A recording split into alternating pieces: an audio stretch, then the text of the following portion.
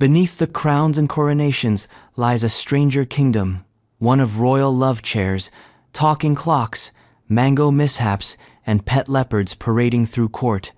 These aren't the tales in your history books. They're weirder, wilder, wonderfully undignified. This is the Monarchy Unstarched 101 bizarre but true stories about British kings and queens, where the scepters are silver, the scandals are scented, and the corgis have Christmas stockings. You thought royalty meant decorum? Think again. The throne has always had a wobble. Before we dive headfirst into powdered wigs and pineapple parades, make sure you subscribe to the channel because monarchs may come and go, but weird history is forever. And while you're here, drop a comment. Where in the world are you watching from? And what time is it right now? Midnight in Manchester? Sunrise in Sydney? Let's see who's listening across the empire of the internet. Queen Elizabeth I's lead makeup. Queen Elizabeth I did not age, at least, not according to her face. As the decades ticked by and the Tudor throne wobbled beneath the weight of wars, rebellions, and the occasional assassination plot, Elizabeth remained in portraits, at least immortal, radiant. Ageless, white, unnaturally white. The secret behind her timeless glow? Poison. Specifically, Venetian ceruse, a luscious, satiny foundation made from white lead and vinegar, applied daily and thickly. It smoothed over smallpox scars, erased fatigue, and bleached her into an alabaster myth. Unfortunately, it also soaked through her skin, disrupted her nervous system, and slowly turned her into the most regal biohazard in England. But who needed health when you had image? By the later years of her reign, the Queen's mirror told a different truth than her subjects did. Her teeth were blackened, her hair fell out in patches. She refused to be seen without full face paint and elaborate wigs, even during illness. Her makeup, like her rule, was non-negotiable. And, like her rule, it was built on a very delicate surface tension. Physicians at the time politely avoided explaining that the makeup itself was killing her. Then again, they also believed sneezing expelled evil spirits, so perhaps they weren't the best consultants. Still, she endured, white as bone, perfectly still, slowly dissolving behind a mask she invented. Centuries later, her death is attributed to pneumonia, blood poisoning, or sheer stubbornness, maybe all three. But the image, the glowing marble face on coins, portraits, and propaganda outlived her, as if the paint was never meant to preserve her skin, but to prepare her for myth. And speaking of myths that don't breathe but still command the room, let's talk about the king who built a wine fountain just so no one would ever drink water again. Henry VIII's wine fountain. It's one thing to enjoy a glass of red with dinner. It's another to install an actual fountain that pours it on command. Welcome to Hampton Court, circa 1520, a place where the wine flowed like water, because water was frankly disgusting. Enter Henry VIII, a man of large appetites and even larger displays of overcompensation. As the King of England, he decided that nothing says divine right quite like plumbing that pours Bordeaux. So he commissioned a wine fountain, not for metaphor, not for occasional use, but as a permanent feature, a literal spout of alcohol for guests, courtiers, and wandering nobles to enjoy, for free. The fountain stood in the base court, the outer area where visitors gathered before entering the main palace. It was the Tudor version of popping champagne before letting anyone into your living room. Only, this champagne was room temperature, fermented, and vaguely medieval. Still, nobody complained. Free booze has a way of clouding judgment, which may explain several of Henry's marriages. The symbolism, of course, was thick as the vintage: abundance, generosity, power, but also spectacle. Henry didn't want to be loved. He wanted to be watched and remembered. Even if that memory was of a mildly intoxicated duke dribbling claret onto his codpiece. Records show the wine fountain flowed on special occasions, like royal births or visiting ambassadors, and was likely filled with claret or sack. It was less about refreshment, more about pageantry. One long, sticky performance of divine excess. And if you think that's odd, wait until you meet the king who walked through gardens, bowing politely to trees and expecting them to talk back. And while Henry's wine fountain was flowing and George III was out chatting with trees, let's take a quick pause if you're enjoying this royal descent into the bizarre. Don't forget to subscribe. There's plenty more strange splendor ahead, and tell us in the comments, where are you watching from, and what time is it there? Are you unraveling royal madness at 3 a.m.? Or sipping tea in the afternoon like a proper Victorian ghost? We want to know. George III, talking to trees. At some point in the early 1800s, King George III wandered the grounds of Kew Palace and began a conversation with an oak tree. This was not metaphorical, nor was it a drunken soliloquy. George, with court physicians trailing nervously behind, believed the tree was Frederick the Great, King of Prussia, and he was very glad to see him. He bowed, he smiled, he spoke. The tree, notably, did not reply, but that didn't seem to bother George. To the outside world, he was still, Your Majesty. To insiders, he was Farmer George, the eccentric monarch who preferred agricultural fairs to war cabinets and kept a detailed journal of cow breeding. But behind palace walls, his mind was melting into something far more mysterious than manure charts. George suffered from recurring episodes of mental illness, possibly linked to porphyria, a rare metabolic disorder. During these spells, his speech became manic, his thoughts circular, his temper unpredictable. He once wrote for 58 hours straight without pause. Another time, he foamed at the mouth while insisting that Hanover had turned into a vegetable. But the tree moment, that quiet chat with bark and branches, would become the most iconic snapshot of his unraveling, because there was something tragically polite about it. The king, alone with his hallucinations, still remembered to bow. It was easy for later historians to mock, yet even now, no one fully understands what George experienced in those episodes. Was it illness? Was it poisoning? Was it stress? Or was it something we still don't have the words for? What we do know, George III believed the world spoke back to him, and unlike most kings, he actually listened. But if you're looking for a monarch whose madness took a different turn, say, laying out her dead husband's clothes every morning for 40 years, we're just getting started. Queen Victoria's obsession with Albert's clothes. When Prince Albert died in 1861, Queen Victoria didn't just lose her husband. She lost the last person who told her when to stop working, when to take a walk, or when she was overreacting, which, for a monarch, is rarer than diamonds. What followed wasn't grief. It was a slow-motion haunting that she orchestrated herself. Each morning for the next 40 years until her own death, Albert's clothes were laid out, his shaving water was prepared, his breakfast tray was brought to the table, his rooms were dusted but never changed. A fresh towel, every day, hung untouched. She even had his chamber pot cleaned, just in case. Some called it devotion, others royal ritual, but up close, it looked more like a woman desperately trying to freeze time. Victoria was not known for emotional restraint. Her mourning became the monarchy's national aesthetic. She wore black for the rest of her life. Public ceremonies were reduced or cancelled. Her portraits became darker, more spectral. And the empire, sprawling and industrializing, watched a widow quietly wage war against the future. Courtiers whispered. Advisors sighed. Even her children grew frustrated, but no one dared stop her, because Victoria was not simply grieving. She was curating, managing the brand of eternal widowhood. Albert was dead, yes, but in her version, he was also perpetually running 5 minutes late. When she finally died in 1901, they found a lock of his hair, his dressing gown, and a plaster cast of his hand placed in her coffin. Say what you want about dysfunction, but she was committed.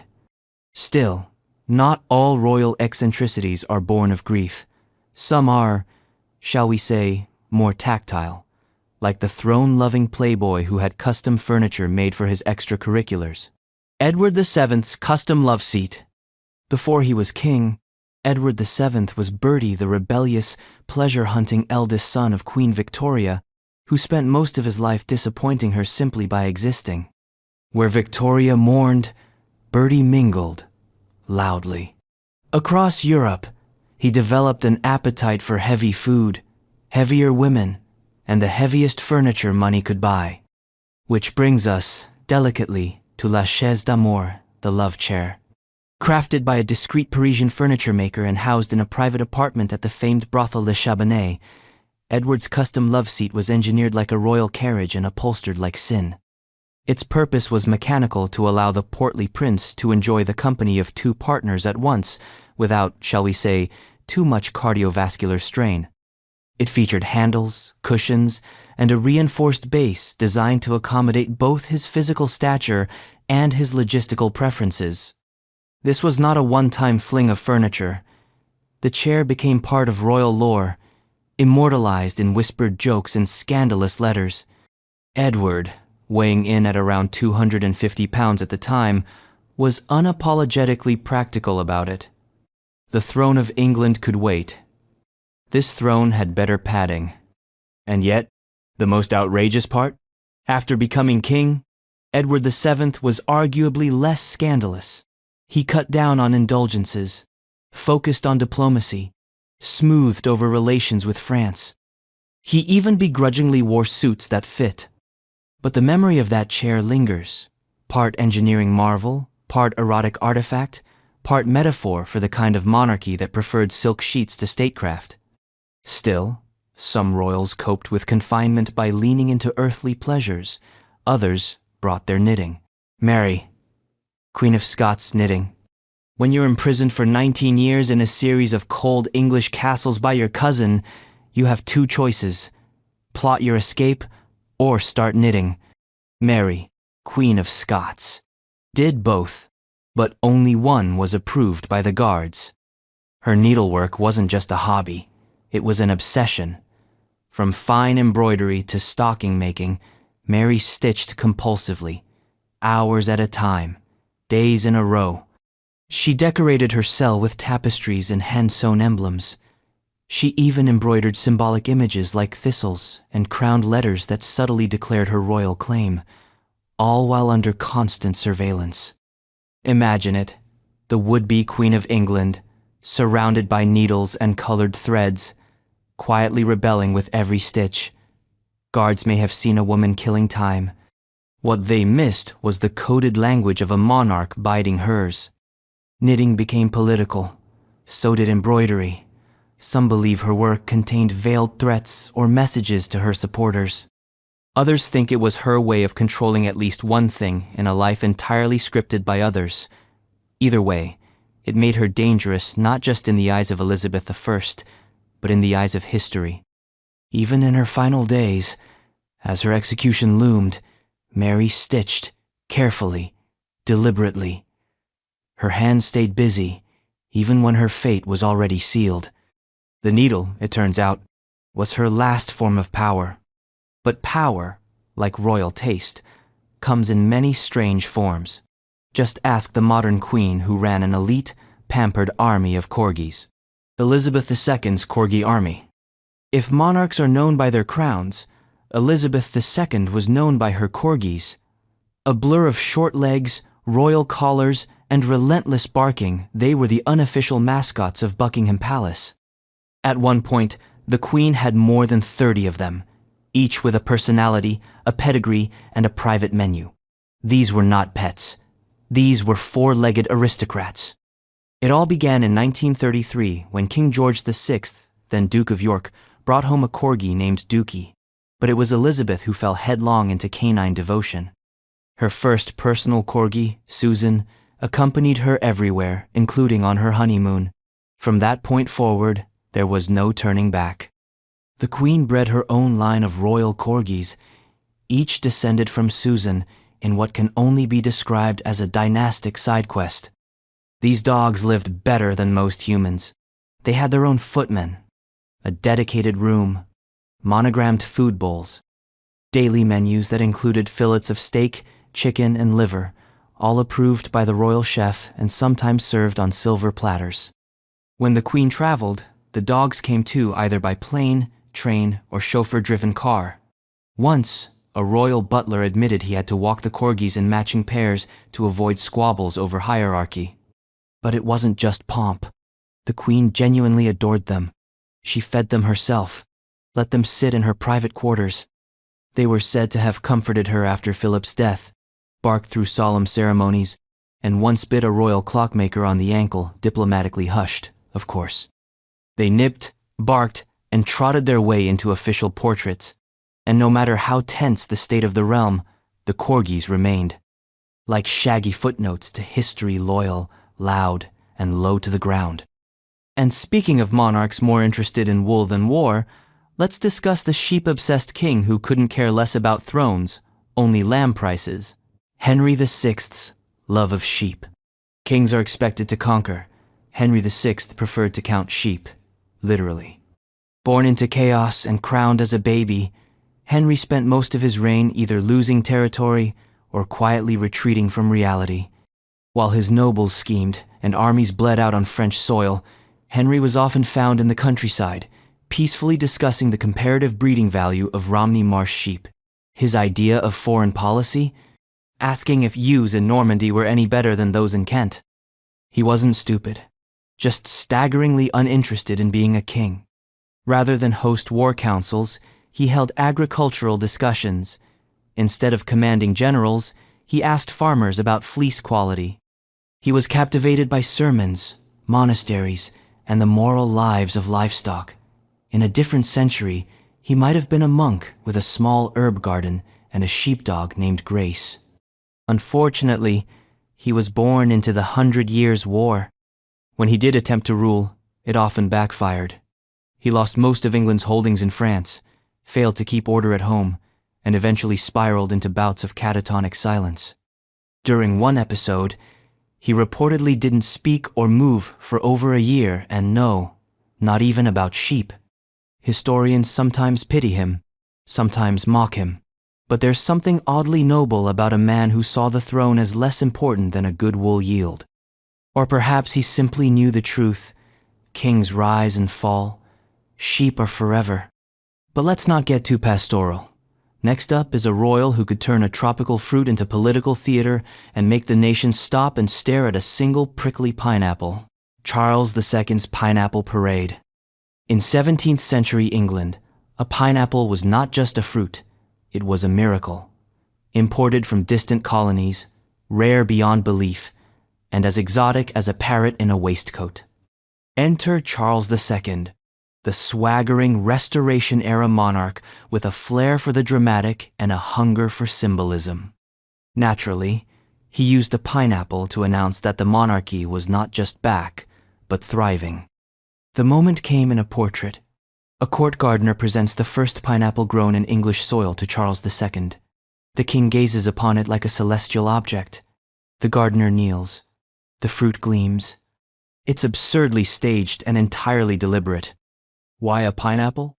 Because nothing else screamed, "We're back, baby," quite like successfully growing a tropical delicacy in a land known for rain and root vegetables. The pineapple was hard to grow, expensive to import, and impossible to ignore. It was luxury incarnate. Owning one, even briefly, meant you had power, or at least that you could fake it convincingly. And Charles, ever the showman, understood that a pineapple could say what 1,000 proclamations couldn't. England was done with civil war and Puritan gloom. Fun was back, excess was in. Fruit was political. It's unclear whether the pineapple was actually grown in England or, more likely, imported and passed off as homegrown for the sake of the painting. But no one cared. The image stuck. The pineapple became a royal prop, a status symbol, even a borrowed centerpiece for wealthy dinner parties. Guests didn't eat it, they admired it, and returned it. But if you think that's strange, just wait until you hear about the Queen accused of having 6 fingers and using them to cast spells. Anne Boleyn's sixth finger. Anne Boleyn was accused of many things: seduction, treason, witchcraft, but one of the most persistent rumors, that she had 6 fingers on one hand. According to her enemies, and she had many, Anne bore a small, malformed extra finger on her right hand, hidden under long sleeves and delicate gloves. A devil's mark, they said. Proof that she had bewitched Henry VIII. Proof that she was no true queen, but something darker, something unnatural. There's no surviving evidence that Anne actually had a 6th finger. Contemporary portraits show perfectly ordinary hands, and those closest to her never mentioned such a feature. But that's never stopped a good myth, especially one useful to her downfall. It's worth noting who was doing the talking: hostile ambassadors, political rivals, and jealous courtiers. The kind of people who measured women not by their merits, but by their anomalies. Anne was intelligent, witty, outspoken, all traits considered suspicious in a Tudor woman. So, when her enemies couldn't defeat her with diplomacy, they reached for superstition. In the panicked final days before her execution, stories swirled that her supposed deformities had been visible all along, hidden under silk, but always there, like guilt, waiting to be exposed. In reality, the rumors served a purpose: to dehumanize her. If she wasn't quite human, then the king wasn't quite a monster for destroying her. After her death, the image stuck. The 6th finger became shorthand for Anne's entire legacy: ambitious, seductive, dangerous. Even now, some biographies cautiously mention it, half believing. It's poetic, in a morbid way. A single phantom finger, possibly never real, pointing forever toward the cruelty of Tudor politics. And speaking of irrational fears and dangerous rumors, let's move on to a king who refused to be near anything sharp, especially if it had a blade. James I's fear of knives. Imagine being so afraid of sharp objects that you couldn't sit comfortably at a dinner table. That was King James I, a man who ruled over the unification of England and Scotland, translated the Bible, and yet couldn't handle the sight of a paring knife. James's fear of blades wasn't quirky. It was pathological. He believed someone, anyone, really could strike him at any time, so he banned the carrying of knives and swords in his presence. Even his own kitchen staff had to prepare food under strict surveillance. Forks were acceptable. Knives? Too medieval. Too stabby. It wasn't entirely without reason. James grew up surrounded by betrayal and conspiracy. His mother, Mary, Queen of Scots, was executed. He survived multiple kidnapping attempts. And then there was the gunpowder plot, the failed attempt to blow up Parliament, him included. So perhaps the fear wasn't irrational, just amplified. All the trauma of a threatened life, distilled into a horror of cutlery. His paranoia extended to assassination plots, both real and imagined. He believed in witches, omens, and coded messages. He wrote treatises on demonology, suspected satanic influence in politics, and once claimed that a storm that nearly sank his ship was summoned by sorcerers. And yet, despite all that, he was a scholar, thoughtful, curious, a patron of Shakespeare, the king who gave us the King James Bible. A walking contradiction, terrified and brilliant, obsessed with security, yet endlessly exposed. So, while others toasted with goblets raised high, James kept one eye on your belt to check for a blade. Which leads us to another monarch, obsessed with appearances not out of fear, but vanity. Prepare yourself for the tale of the corset-wearing king whose waistline was more carefully engineered than any military campaign. George IV's corsets. George IV was not built for subtlety. He was a king of extremes, extreme appetites, extreme fashion, and extremely uncomfortable clothing. At the height of his excess, his waistline ballooned to over 50 inches, but no matter, he simply squeezed himself into tighter and tighter corsets until he resembled a walking, wheezing hourglass. Unlike his father, George III, who preferred farming and astronomy, George IV liked mirrors and velvet, and extravagant uniforms that clung to his padded figure like gift wrap on a cannonball. Underneath all that silken embroidery was a body reshaped daily by the tyranny of lace-up corsetry. This wasn't a passing phase. George wore corsets most of his adult life. He took pride in the illusion. Tailors were sworn to secrecy. Servants were trained in the ritual of cinching. The man practically invented Photoshop, but in real life. Of course, the effect wasn't just physical. His vanity drove political decisions. He favored flattering portraits over honest advisors. He once delayed a meeting because his new breeches weren't ready. Diplomats waited. Fashion came first. And yet, for all his ridiculousness, there was something deeply human in it. He knew he was mocked. He knew his people resented his excess. The corset was part armor, part mask, a daily performance of control in a life that had spun wildly out of it. He died heavily in debt, massively overweight, and deeply unpopular, but his waistline, impeccably defined. So if you thought royalty meant freedom, think again. Sometimes it just means tighter laces. And speaking of odd royal choices, let's explore the queen who kept cereal in Tupperware because monarchy is no excuse for soggy cornflakes.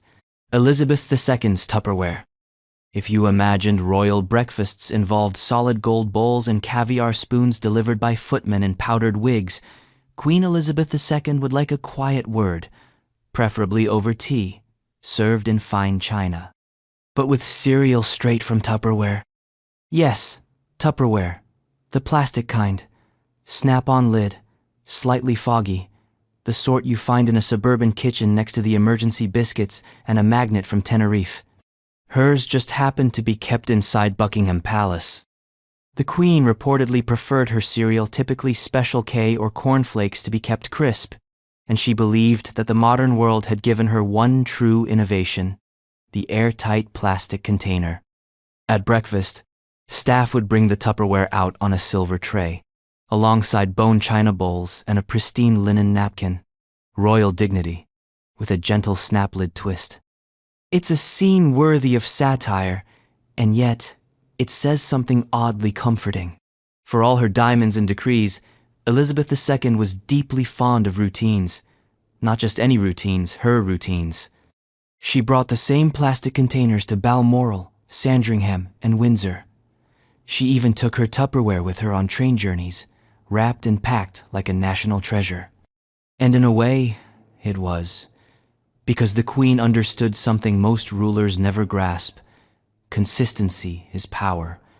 Whether dealing with Parliament or porridge, she liked things a certain way. Dependable. Sealed tight. No surprises. Of course, she also banned Monopoly from royal gatherings for being too vicious. But we'll get to that. First, let's pay a visit to a very different kind of royal morning one, where the king preferred the soothing wail of bagpipes as his alarm clock. Edward VIII's bagpipes alarm. Before he abdicated the throne for love, before he became the Duke of Windsor and left the monarchy in chaos, Edward VIII liked to be woken by a man in a kilt playing the bagpipes. No, really. While visiting Balmoral or other royal estates in Scotland, Edward adopted the long-standing tradition of the piper to the sovereign. But unlike most of his predecessors, who preferred bagpipes at official ceremonies or distant parades, Edward had them brought directly to his window at 9 a.m. sharp every morning. There he would lie in bed, curtains drawn, while a solitary piper paced beneath his window, blasting out traditional Highland tunes. A royal rooster, if you will. Loud, proud, and impossible to snooze. It wasn't just tradition. It was taste.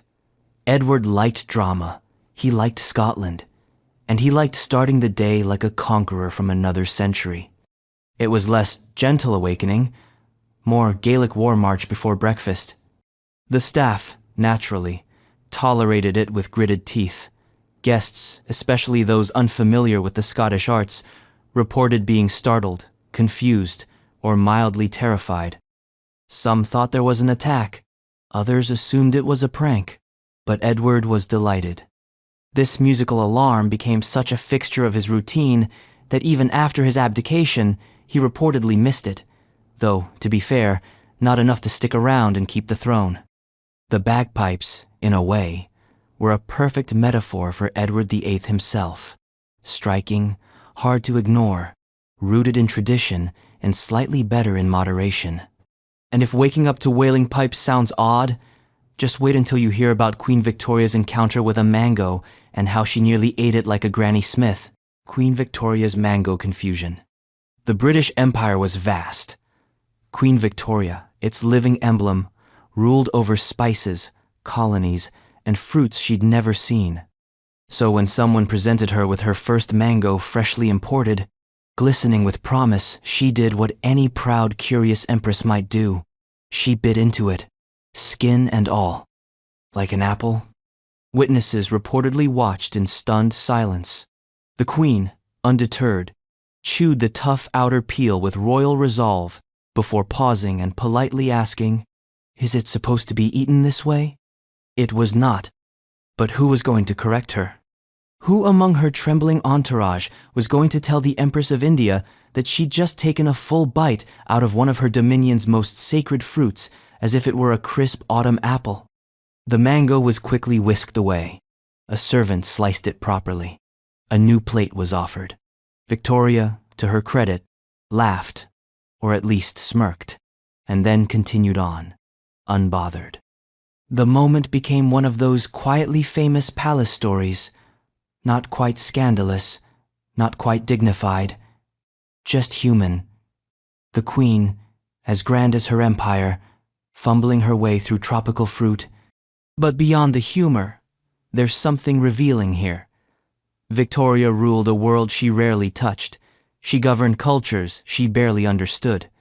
The mango moment wasn't just culinary confusion, it was symbolic. A polite, leathery metaphor for colonial detachment. And yet, she tried. She tasted the empire, one bitter bite at a time. Coming up next, a king with a more literal taste in Pet's lions, to be specific, and an appetite for watching them tear into raw oxen at the Tower of London. Richard I lion diet.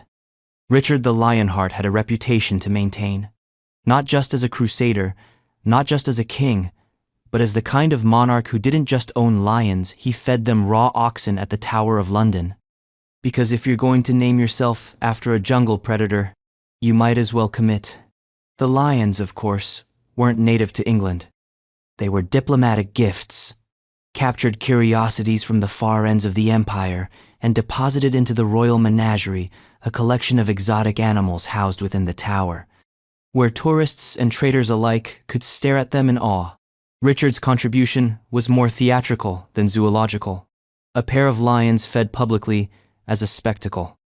The meat was dragged in, and the roar did the rest. It wasn't just showboating. The lions were an extension of Richard himself, fierce, unyielding, untamed. He was rarely in England during his reign, preferring the Crusades, where he earned glory, enemies, and a legendary status inflated by ballads and French poets. But when he was home, he made sure his presence and that of his feline avatars was impossible to ignore. Feeding lions massive quantities of raw meat wasn't exactly frugal, nor especially safe, but Richard wasn't aiming for practical. He was crafting legend. In an era when monarchy was part theater, part terror, what better symbol of dominance than a beast devouring an ox beside the king's fortress? And while many kings ruled with pens, laws, or religious decrees, Richard preferred claws, even if they weren't technically his. Speaking of unusual royal obsessions from roars to postage, let's turn to a king who ruled his own personal empire of stamps, one carefully catalogued and obsessively curated behind palace doors, George VI's stamp collection. Before he was king, before the war, before the stammering speeches and reluctant duty, George VI was just a man with a magnifying glass, poring over sheets of paper no larger than a thumb, stamps.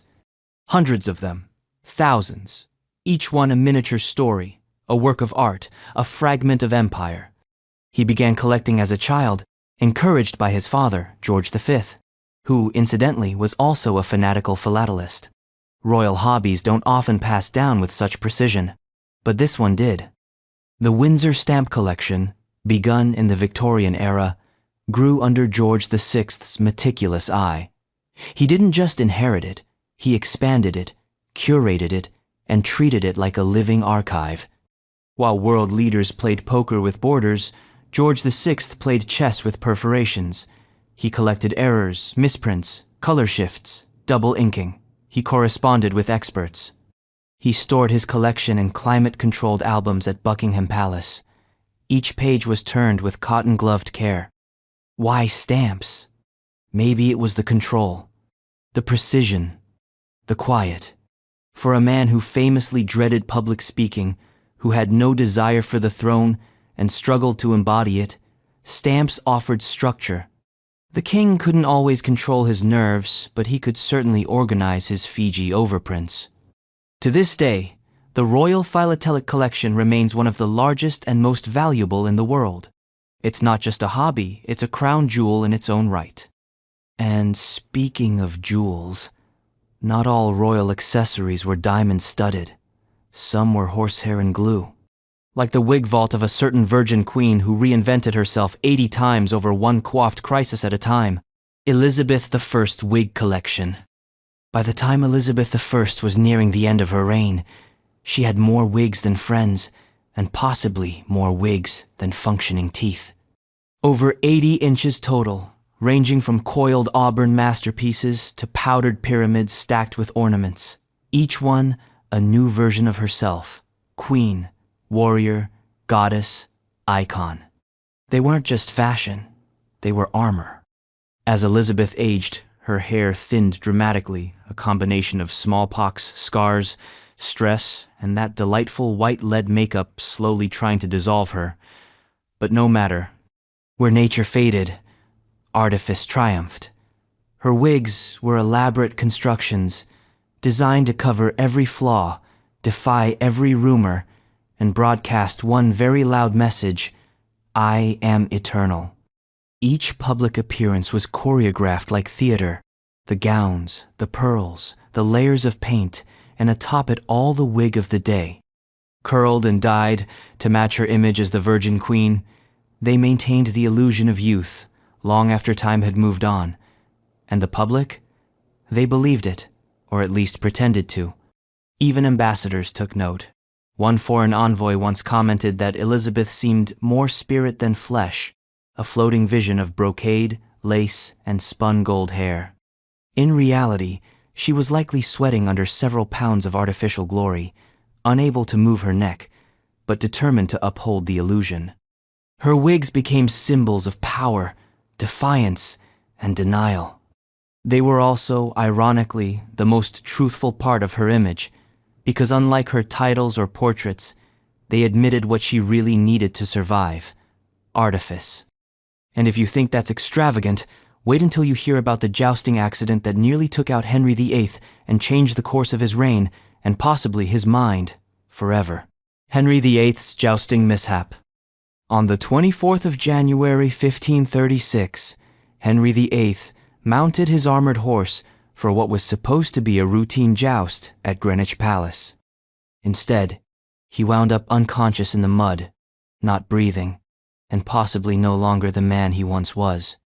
The details are both theatrical and deeply Tudor. The king, in full armor, charged at his opponent, a younger, better jouster, and took a blow to the head that shattered his helmet. He was thrown violently to the ground, his massive body hitting with such force that he lay unmoving for 2 hours. Courtiers panicked. Physicians rushed in. Rumors whispered through the halls. The king was dead. He wasn't, but something had changed. After the fall, Henry was never quite the same. His mood darkened. His famous temper, already fierce, became volcanic. Once a dashing, musical, generous ruler, he transformed into the paranoid tyrant of legend. Some historians speculate he suffered a traumatic brain injury. Others think it merely accelerated what was already unraveling. Either way, the aftermath was catastrophic for everyone around him. That same year, Anne Boleyn fell from grace. Executions began to multiply. Henry's health deteriorated rapidly, and his once athletic frame ballooned. The court learned to tread lightly, to flatter obsessively, to fear his silences more than his rages. The fall from the horse became the fall of the man. It's poetic in a grim way. The king who imagined himself a warrior, unbreakable, laid low by his own sport, not in battle, not in rebellion, but in a jousting ring, trying to impress the court. And speaking of compensating for stature, let's now turn to a king whose legs were so short he needed fashion tricks to command respect. Charles I's tiny legs. Charles I was many things: devout, stubborn, misunderstood, but tall was not one of them. His legs, by all accounts, were noticeably short in proportion to his torso, so much so that portraits had to be corrected by painters to maintain royal dignity. In person, it was said that his padded clothing, high-heeled shoes, and extravagant capes weren't just fashion statements, they were camouflage, a carefully crafted illusion of vertical authority. It might seem trivial, but in the world of 17th century monarchy, height mattered. Kings were meant to loom. Charles did not. And so, with the help of tailors and painters, he built an image taller, stronger, more commanding than the man himself. The irony? Charles I was one of the most ideologically rigid monarchs in British history. He genuinely believed in the divine right of kings that monarchs answered only to God. And yet, he couldn't fully control how others perceived him. His body betrayed him, his portraits lied for him. But his reign wasn't toppled by inseam insecurities. It was torn apart by politics, civil war, and his refusal to compromise. Still, those tiny legs became symbolic of physical metaphor for a king whose foundation was never quite stable.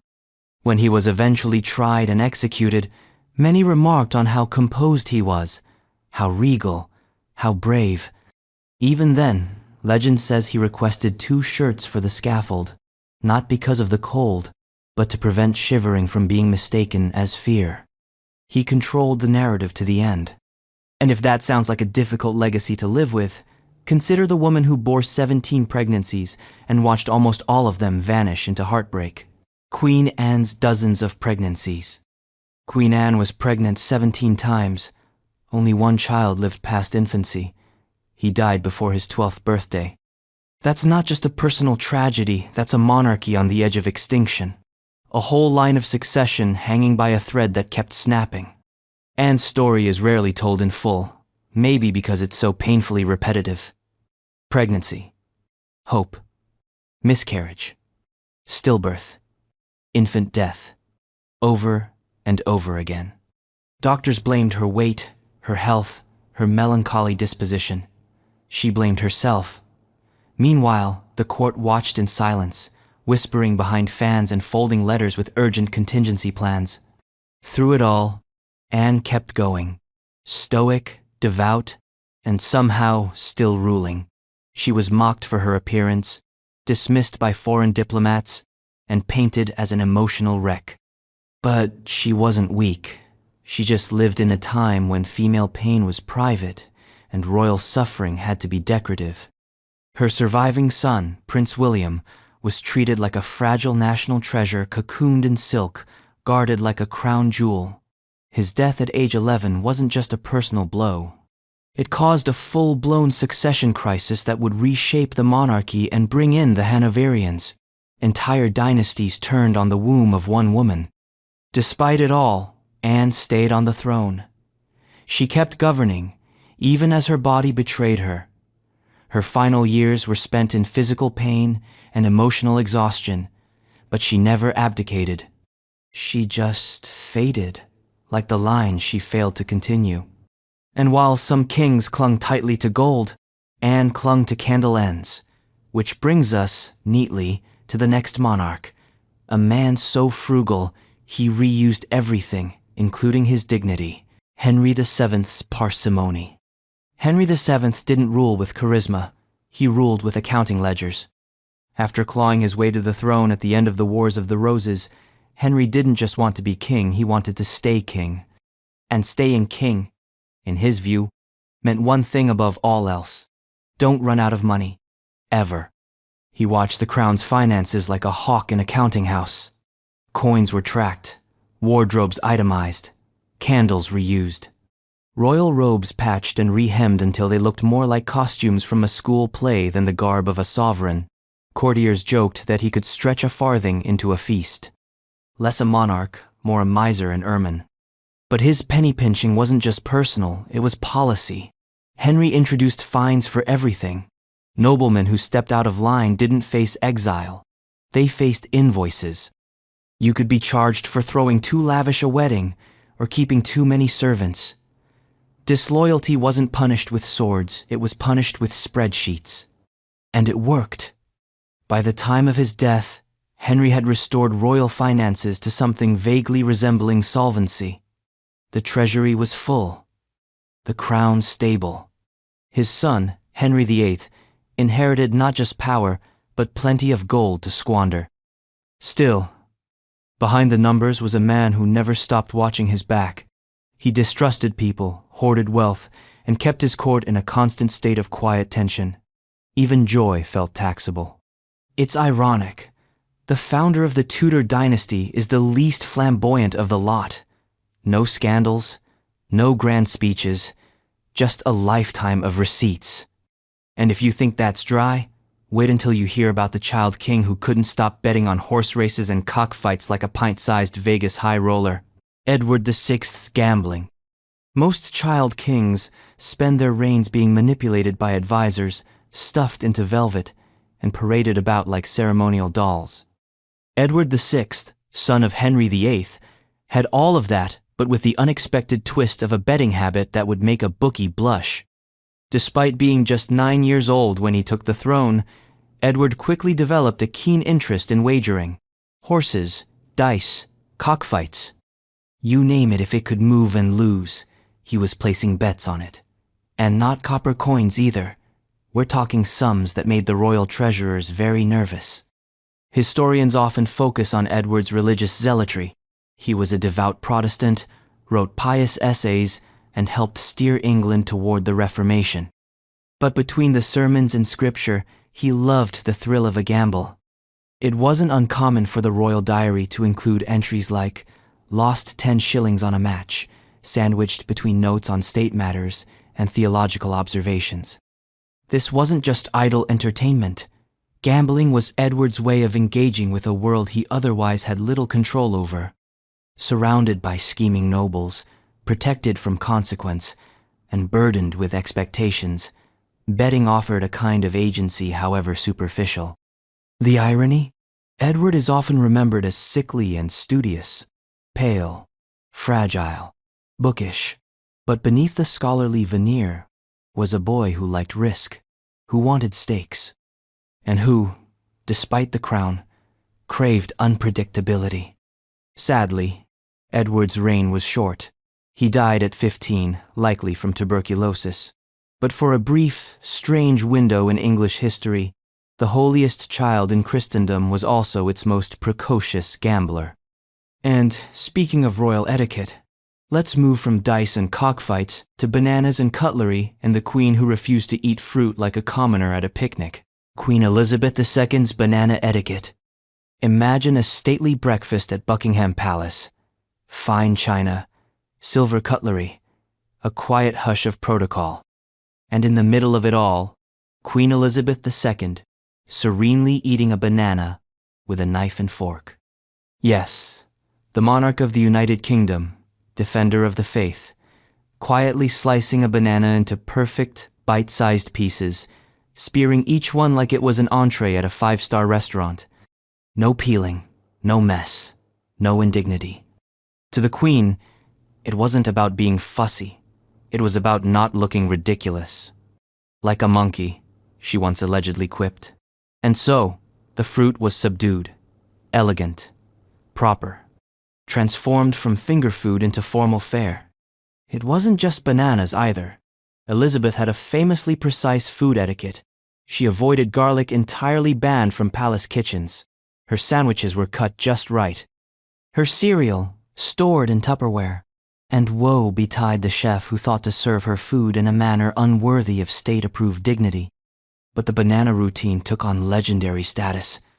It symbolized something deeper, a lifetime of restraint, a queen trained from childhood to never show emotion, never slip, never drop a crumb. Eating a banana by hand was just too human.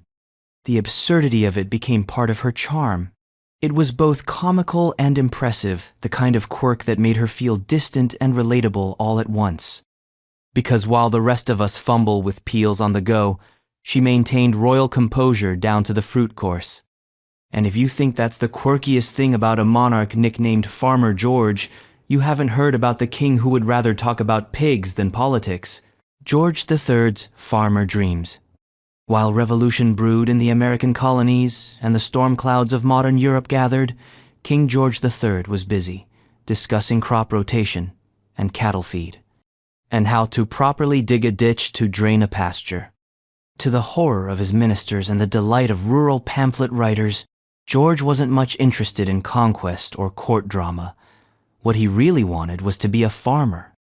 Not symbolically, not just to project humility, but genuinely. He read agricultural journals, kept weather logs, and enthusiastically attended livestock shows. They called him Farmer George, half as an insult, half in disbelief. This was the monarch who lost America, and he was elbow-deep in manure, arguing over barley. At Windsor, he redesigned the royal estates to function like model farms. He employed the latest irrigation methods and proudly showed guests his prize cows. He wrote letters about sheep breeds with the same intensity other kings reserved for war reports. Even his personal library had more books about soil quality than foreign policy. And yet, beneath the eccentricity was something surprisingly visionary. George championed agricultural innovation during the early stages of the Industrial Revolution. He saw farming not as backward tradition, but as the foundation of a modern Britain. He wanted farmers educated, land managed, resources preserved. Of course, not everyone was thrilled. His court often grumbled about his provincial fixations. Political tensions escalated, while George weighed the merits of different plow designs. The disconnect between the king's pastoral fantasies and the nation's unfolding crises widened and would eventually become tragic. Still, there's something disarmingly honest about a monarch who preferred tractors to treaties. And speaking of appetites for things sweet and deadly, let's return to the Tudor court and a queen whose teeth turned black from a very royal addiction, Elizabeth I's sweet tooth. Elizabeth I didn't just rule with brilliance and iron resolve, she ruled with sugar, buckets of it. Loaves, cakes, candied violets, marzipan swans, crystallized roses, sweetmeats carved into mythological creatures. The Tudor court was a Renaissance bakery with a political agenda, and at the center of it sat the queen, teeth rotting, smile dazzling, and sugar high enough to qualify as weaponized. To understand her obsession is to understand her image. Sugar was expensive, imported, rare. It signaled power, wealth, control of trade, the kind of status symbols no jeweled crown could fully convey. And Elizabeth, ever the master of optics, knew this. When she served sugar at banquets, it wasn't just dessert. It was diplomacy, performance, and silent declaration. But it came at a cost. Over time, her teeth darkened. Records from foreign diplomats describe her as sharp-tongued but black-toothed. Her famously pale complexion, aided by white lead makeup, made the contrast even starker. Still, she smiled, brazenly.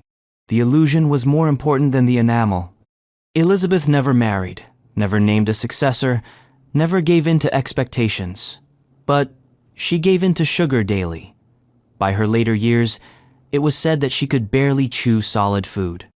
Her meals were softened, her speech sometimes slurred, but her political mind remained razor-sharp. Today, the sweet tooth is often played for laughs, but at the time, it was a symbol of dominance. Only the wealthy could afford to ruin themselves so luxuriously. Her teeth weren't just damaged, they were proof of a sovereign who consumed the world and smiled through the decay. And if you thought that was indulgent, Just wait for the queen who filled her royal gardens, not with roses or lilies, but with oranges. A whole kingdom of citrus obsession awaits. Mary II's orange obsession. Mary II loved oranges. Not just the fruit, the idea of them, the shape, the smell, the gardens filled with their trees. They weren't a snack, they were an aesthetic. As queen, she surrounded herself with citrus like she was ruling from the Mediterranean rather than the gray drizzle of England. Her palaces boasted entire orangeries, grand glass conservatories, heated with coal furnaces just to keep the precious fruit alive. Gardeners were instructed to grow orange trees even when the climate insisted otherwise. If nature resisted, Mary insisted harder. It wasn't just personal taste. Oranges were fashionable among the elite. To have them was to have access, wealth, and a bit of stolen Sunday. But Mary took it further. She filled her gardens with them, painted them, gifted them, wore orange blossom motifs. The scent followed her like a signature. If Elizabeth I had her pearls, Mary II had her oranges. There was a deeper symbolism too. Oranges, with their layered rinds and fragrant oil, represented purity, fertility, even royalty in certain traditions. But mostly, they just made her happy. In a world of court politics and endless ceremony, the citrus groves were her sanctuary. Some historians have suggested that her obsession helped lay the groundwork for the rise of botanical collections in England, that her oranges, in all their pampered glory, were a precursor to the Victorian fern craze and the scientific gardens that followed. Others say she just liked the smell. Either way, her devotion was total. And it's a strangely soothing legacy, a queen remembered not for war or scandal, but for the stubborn hope of green leaves and sweet fruit under English clouds.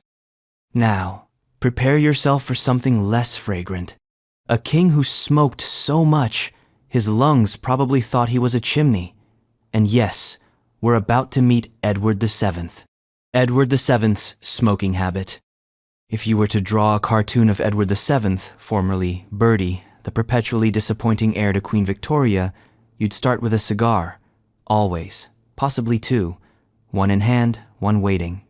Because if anything defined Edward's daily rhythm, it was the ritual of smoke. He reportedly puffed through 12 to 20 cigars a day.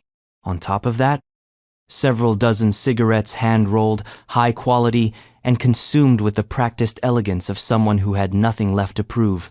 He was less a chain smoker and more a chimney in a top hat. Even his portraits seem to imply that, just outside the frame, there's a cloud of Havana haze lingering. This wasn't a rebellious habit picked up in dark alleys. It was an elite indulgence. His Parisian haunts were filled with smoke. His travel cases contained humidors.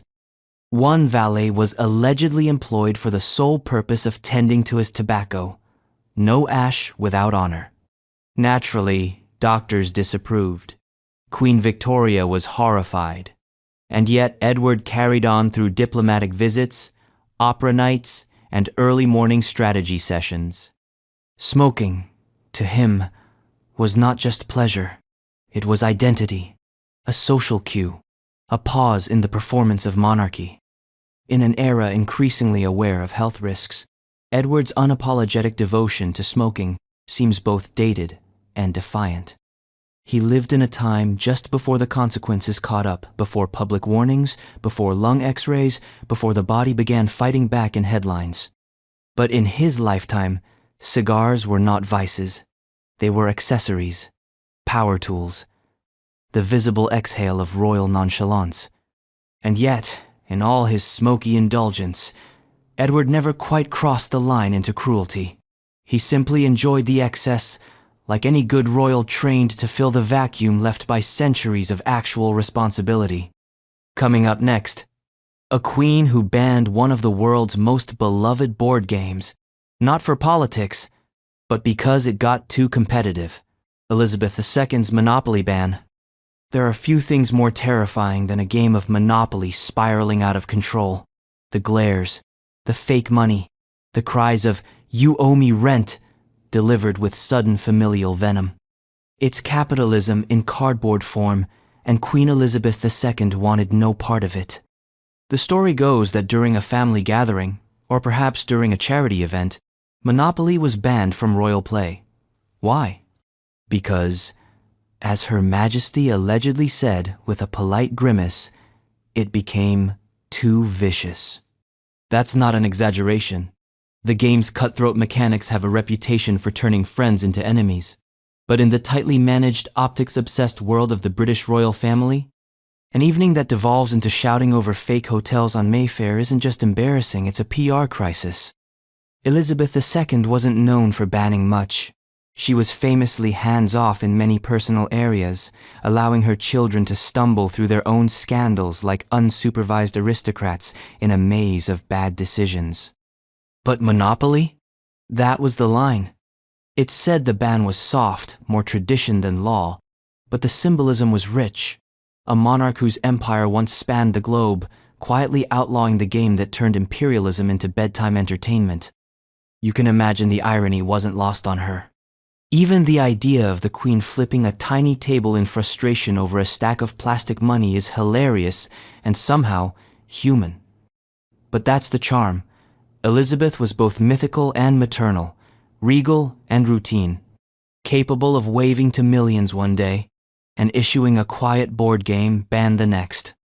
So while the rest of us fought over Park Place, the Queen politely declined to pass go. And now, let's undress things further literally with a story of a monarch who enjoyed dinner parties of a rather breezy variety. William IV's naked parties. Before he was king, William IV was a sailor.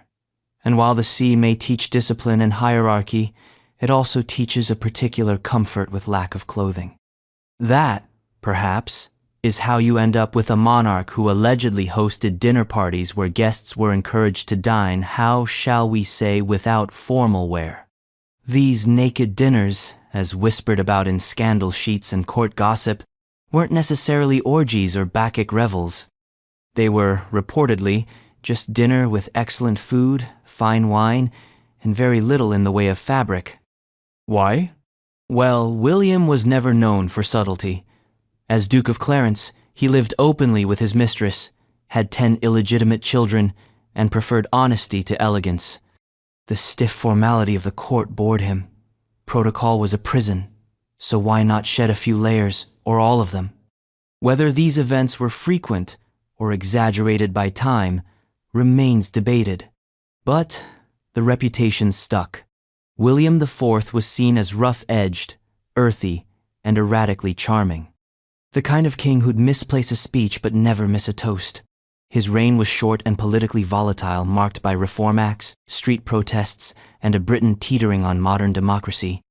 But behind the politics was a man still half seaman, half rogue, someone who looked at the monarchy and thought, what if we took the starch out, literally? In the end, his eccentricities were tolerated, even oddly appreciated. He was seen as a palate cleanser between the oppressive strictness of George III and the coming Victorian gloom. And speaking of Victoria, we now arrive at her first experience with industrial travel. A queen, a train, and the absolute terror of moving at 20 miles per hour.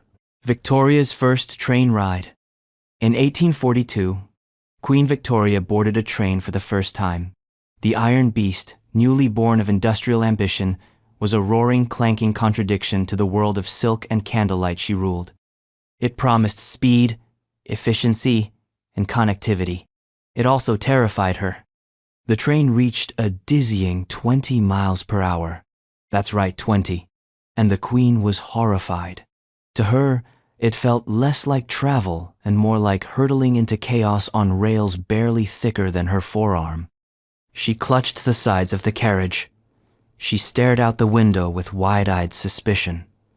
The trees blurred. The countryside melted into abstraction. It was unnatural, too fast, an affront to the gentle pace of carriages and processions. But Victoria didn't protest. She endured. She was, above all, a woman of duty, and trains were the future. This ride from Slough to Paddington marked more than a novelty. It was a royal endorsement of progress. a statement that the crown would not be left behind by coal and steam. Still, the queen had her conditions. She demanded special carriages heavily cushioned, softly painted, reinforced to minimize noise. Tea service had to be possible at all times. A royal guard rode along. She was not about to risk being jostled like a common commuter. Later, she would come to enjoy train travel, even love it.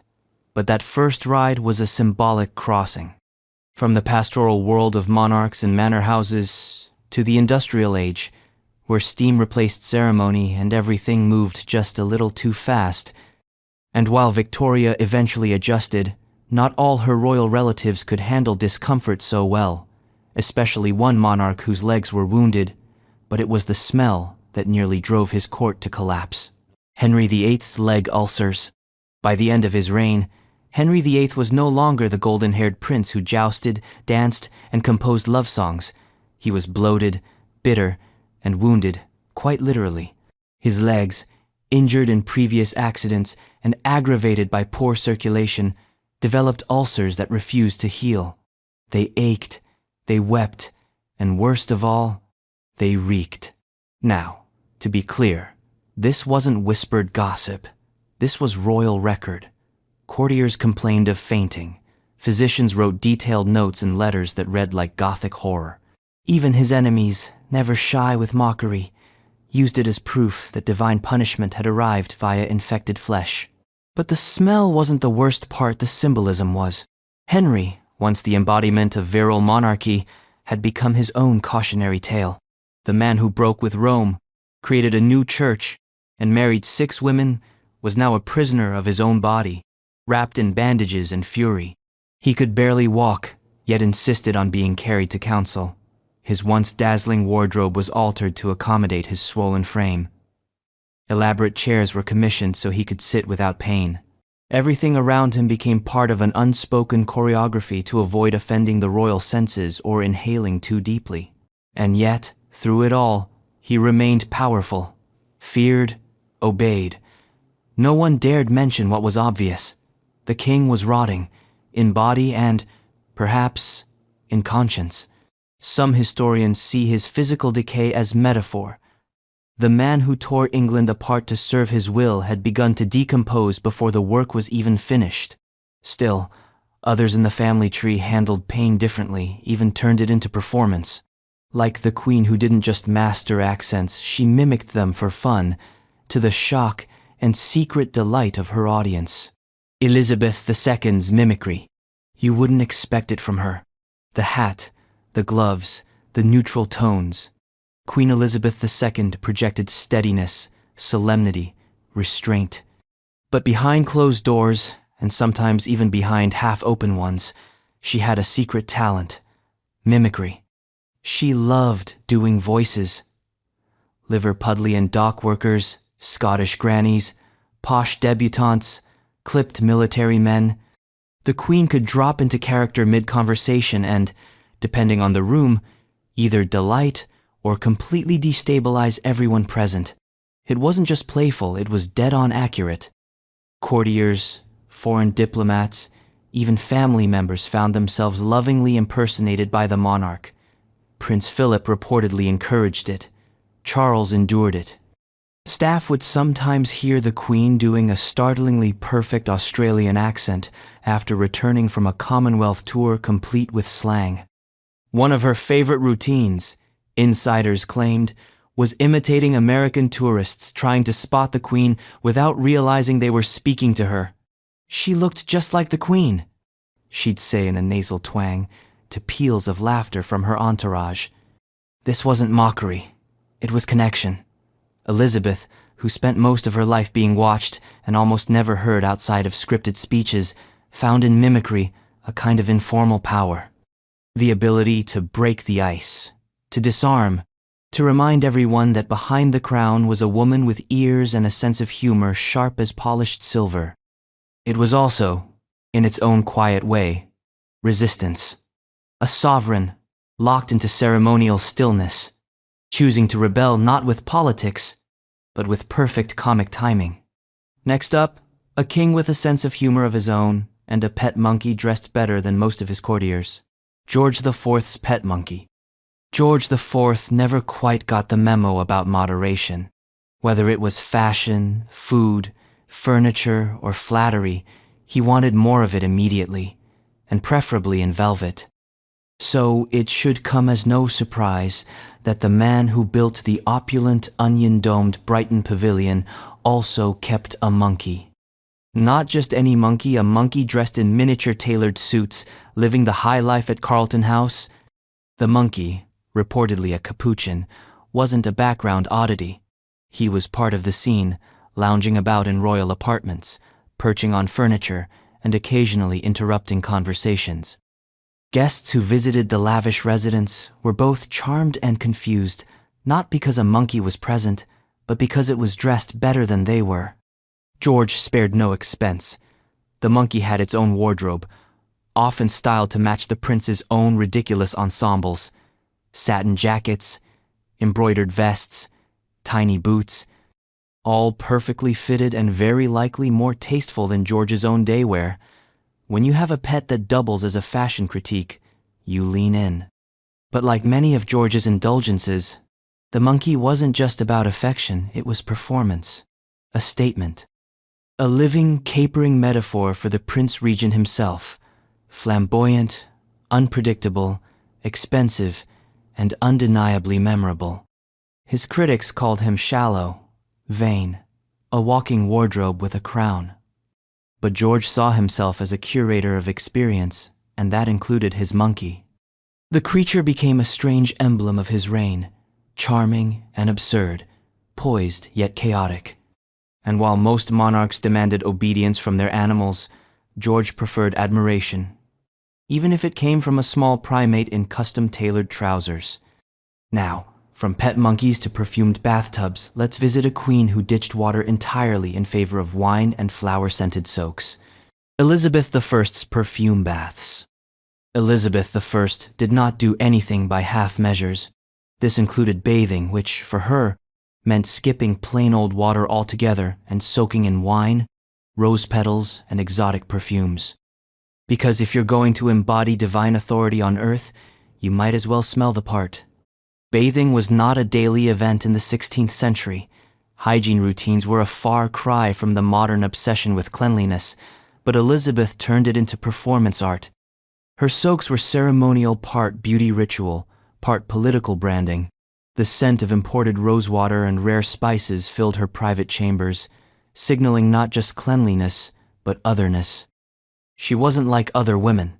She was something closer to myth. The use of wine in the bath had a dual purpose: status and skincare. Red wine was thought to tighten the skin, and its alcohol content acted as a crude antiseptic. But mostly, it was expensive, frivolous, majestic. If her people thought their queen bathed in Bordeaux, well, that's exactly what she wanted. Elizabeth's perfumed baths were likely administered by a rotating cast of ladies-in-waiting, with everything from temperature to lighting managed to the queen's precise preference. She didn't just bathe, she curated the experience. And while others of her era might settle for a bowl and a rag, Elizabeth submerged herself in an aromatic fantasy, emerging each time as something renewed, not just cleansed, but re-anointed. It was political theater, soaked in lavender and mythology. And speaking of smells, let's now turn to a king who hated tobacco so much he waged literary war on it with insults sharp enough to make your local smoker blush. James I Tobacco War. James. I didn't just dislike tobacco, he despised it. Publicly, loudly, with a kind of eloquent rage only a Stuart monarch could summon. He wrote an entire essay denouncing smoking titled A Counterblast to Tobacco, which reads less like public health advice and more like a royal roast session. In the pamphlet, James called smoking a custom loathsome to the eye, hateful to the nose, harmful to the brain, dangerous to the lungs. And that was just the opening. He accused smokers of behaving like barbarous savages, declared the habit a sinful and shameful vice, and implied that those who partook in it were morally and intellectually deficient. This was more than personal distaste. James saw tobacco as a foreign invader, a colonial corruption imported from the New World, symbolic of everything unruly and uncivilized. He despised how it made courtiers stink, how it turned refined spaces into smoke dens, and most of all, how popular it was becoming. The irony, of course, is that his own court was rapidly embracing the trend. Smoking had become fashionable, especially among young nobles trying to imitate the bravado of explorers and mercenaries. But James was not amused.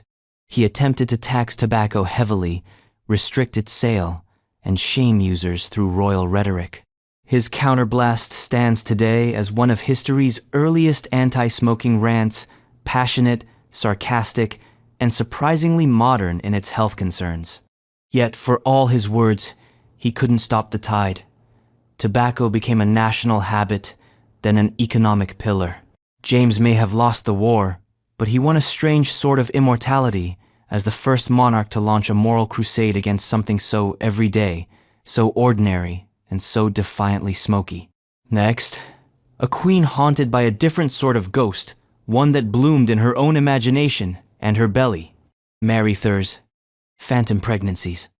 Mary I, daughter of Henry VIII and Catherine of Aragon, wanted one thing above all: a Catholic England and an heir to keep it that way. Unfortunately, her body had different plans. Or perhaps more tragically, no plan at all. In 1554, shortly after her politically strategic marriage to Philip of Spain, Mary joyfully announced that she was pregnant. Her stomach began to swell. Her appetite changed. Her physicians confirmed it. The royal nursery was prepared.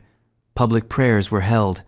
England, so often poised on the edge of dynastic crisis, finally exhaled. But the baby never arrived. Weeks passed beyond the expected due date, then months. The court grew anxious. The swelling subsided. Eventually, the truth settled in. There had never been a child. The pregnancy had been entirely imaginary, psychosomatic, a royal illusion. This wasn't a one-time heartbreak.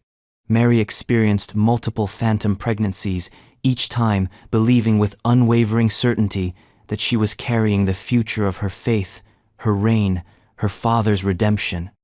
Each time, nothing came. The symptoms were real. The hope was real. The desperation, very real.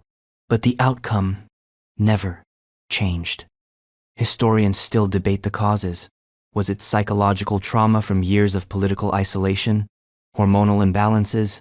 A side effect of undiagnosed illness? Whatever the answer, Mary's phantom pregnancies became more than personal tragedies. They became national catastrophes. Because each false alarm further destabilized her fragile reign. Each child that failed to arrive opened the door wider for her Protestant sister, Elizabeth, and each moment of denial chipped away at her authority. In the end, Mary died childless and heartbroken. Her dream of a Catholic dynasty dissolved into history, leaving behind only whispers of what might have been and the unsettling power of the mind over the body. Now, from invisible children to racing birds, let's pivot to a queen who found deep satisfaction in training her pigeons for glory. Elizabeth II's pigeon racing. You don't expect to find Her Majesty the Queen hovering over a pigeon loft. But Elizabeth II, sovereign of one of the world's most watched thrones, had a very private passion: racing pigeons. Feathered, swift, and surprisingly competitive. The Royal Pigeon Racing Loft at Sandringham is not some dusty shed. It's a state-of-the-art facility, home to dozens of impeccably bred birds. And they're not just for show. These pigeons are trained, timed, tracked, and entered into national and international competitions. The Queen inherited the loft from her grandfather, George V, who was just as obsessed. It became one of her quiet constants, tucked between her more visible duties. You'd think pigeon racing might be beneath royal notice, but not so. Elizabeth funded the program, monitored its results, and took particular pride in its wartime legacy during World War II. Royal pigeons were used to carry vital messages for British intelligence. Some were even awarded medals for bravery. At competitions, Her birds raced against commoners' pigeons, no royal shortcuts, no velvet perches, just wings and wind, and who got home first. The queen didn't bet on the outcomes, of course, but she did pay close attention. In many ways, the hobby suited her. Orderly, traditional, quiet. It also spoke to her sense of legacy. These birds weren't pets, they were heritage. Generations of winged descendants, serving the crown with silent determination. The pigeons, like their patron, flew under the radar until they didn't. And speaking of devoted animal lovers, let's flap over to a king whose preferred lap companions had long, silky ears and a breed named after him. Charles II's pet spaniels. Charles II had many passions: theater, chemistry, women, and mischief, but none followed him as loyally or as adorably as his spaniels. Specifically, the small, affectionate dogs that would later bear his name, the Cavalier King, Charles Spaniel. These weren't just palace pets. They were everywhere on Charles's lap during council meetings, in his chambers during court banquets, and sometimes even curled at his feet while he signed laws into effect. Diplomats often commented that the king seemed more relaxed around dogs than humans, and given the political chaos of Restoration England, who could blame him? The dogs were small, expressive, and fiercely devoted. Much like the monarch himself, they enjoyed lounging in decadent surroundings and preferred attention on demand. Charles was rarely seen without a furry entourage, which often accompanied him through palace corridors and even into formal ceremonies. One French ambassador, after an audience, complained that he wasn't sure whether he'd been dismissed by the king or his dog. Another remarked that the animals seemed to run the court as much as the ministers did, though they were, reportedly, far less treacherous.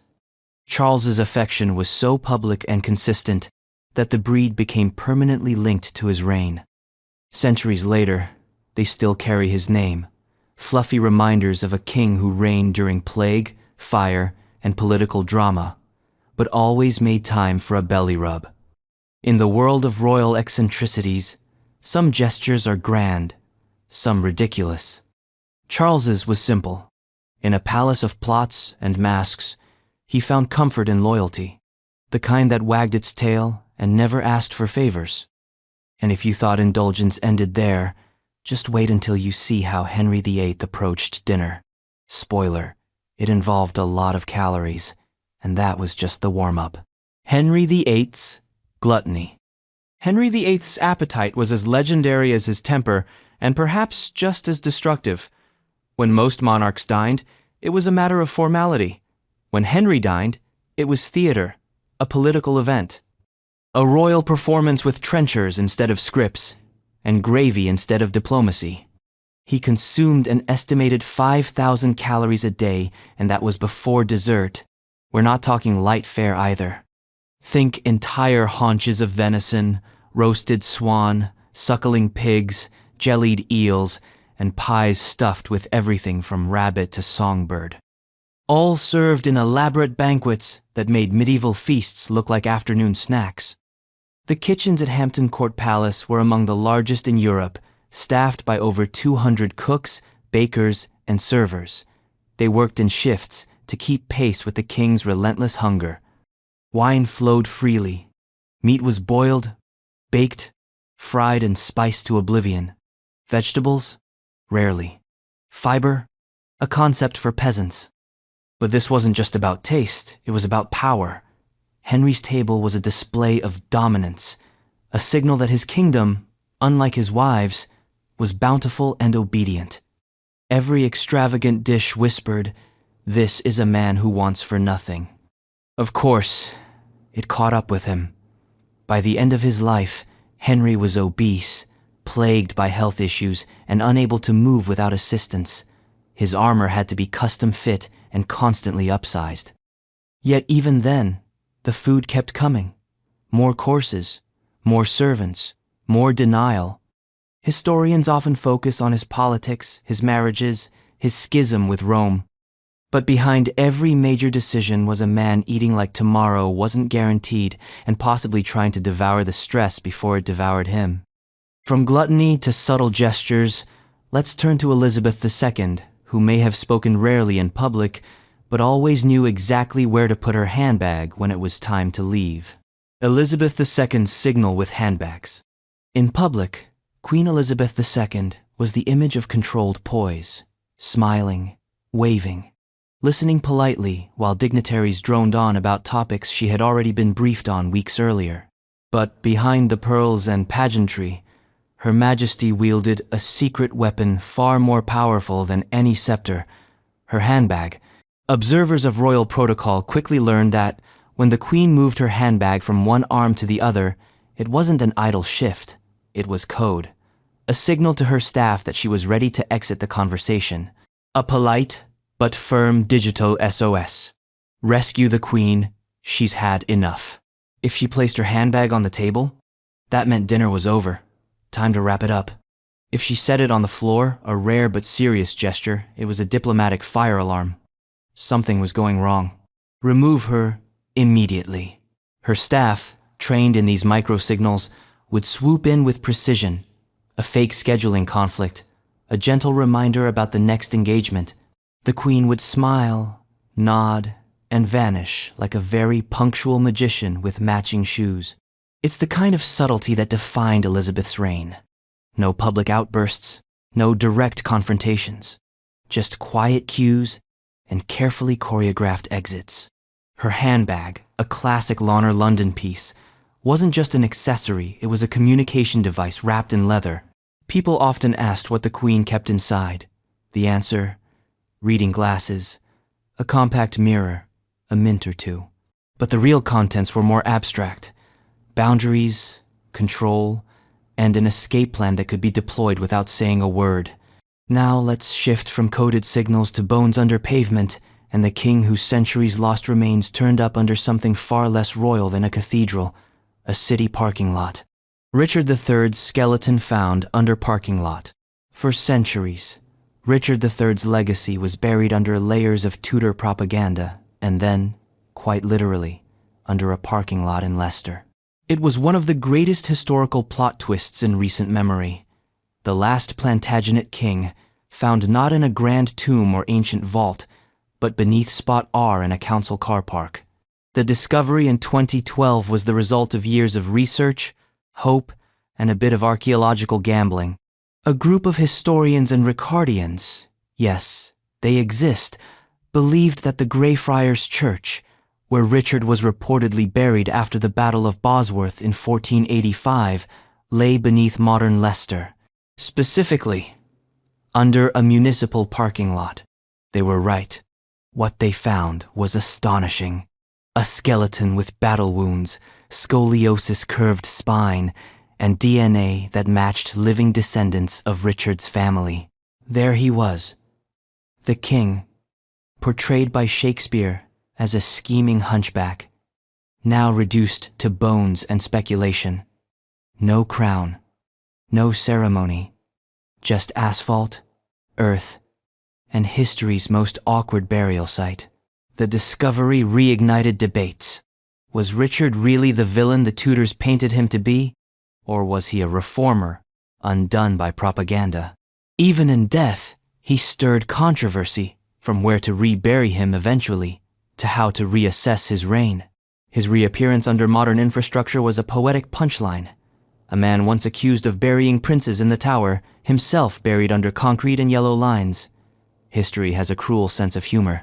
And if Richard III was found beneath a parking lot, our next royal eccentric found solace in something far less urban: the unlikely friendship between Queen Victoria and her beloved Highland servant. Victoria's pet Highland servant. Queen Victoria's grief was legendary, but her coping mechanisms were even more peculiar. After the death of Prince Albert, the Queen retreated into mourning black dresses, withdrawn public appearances, and a fortress of silence. Into that void stepped a tall, rugged Highland servant named John Brown, and from there, the rumors practically wrote themselves. John Brown wasn't a diplomat, a duke, or a man of letters.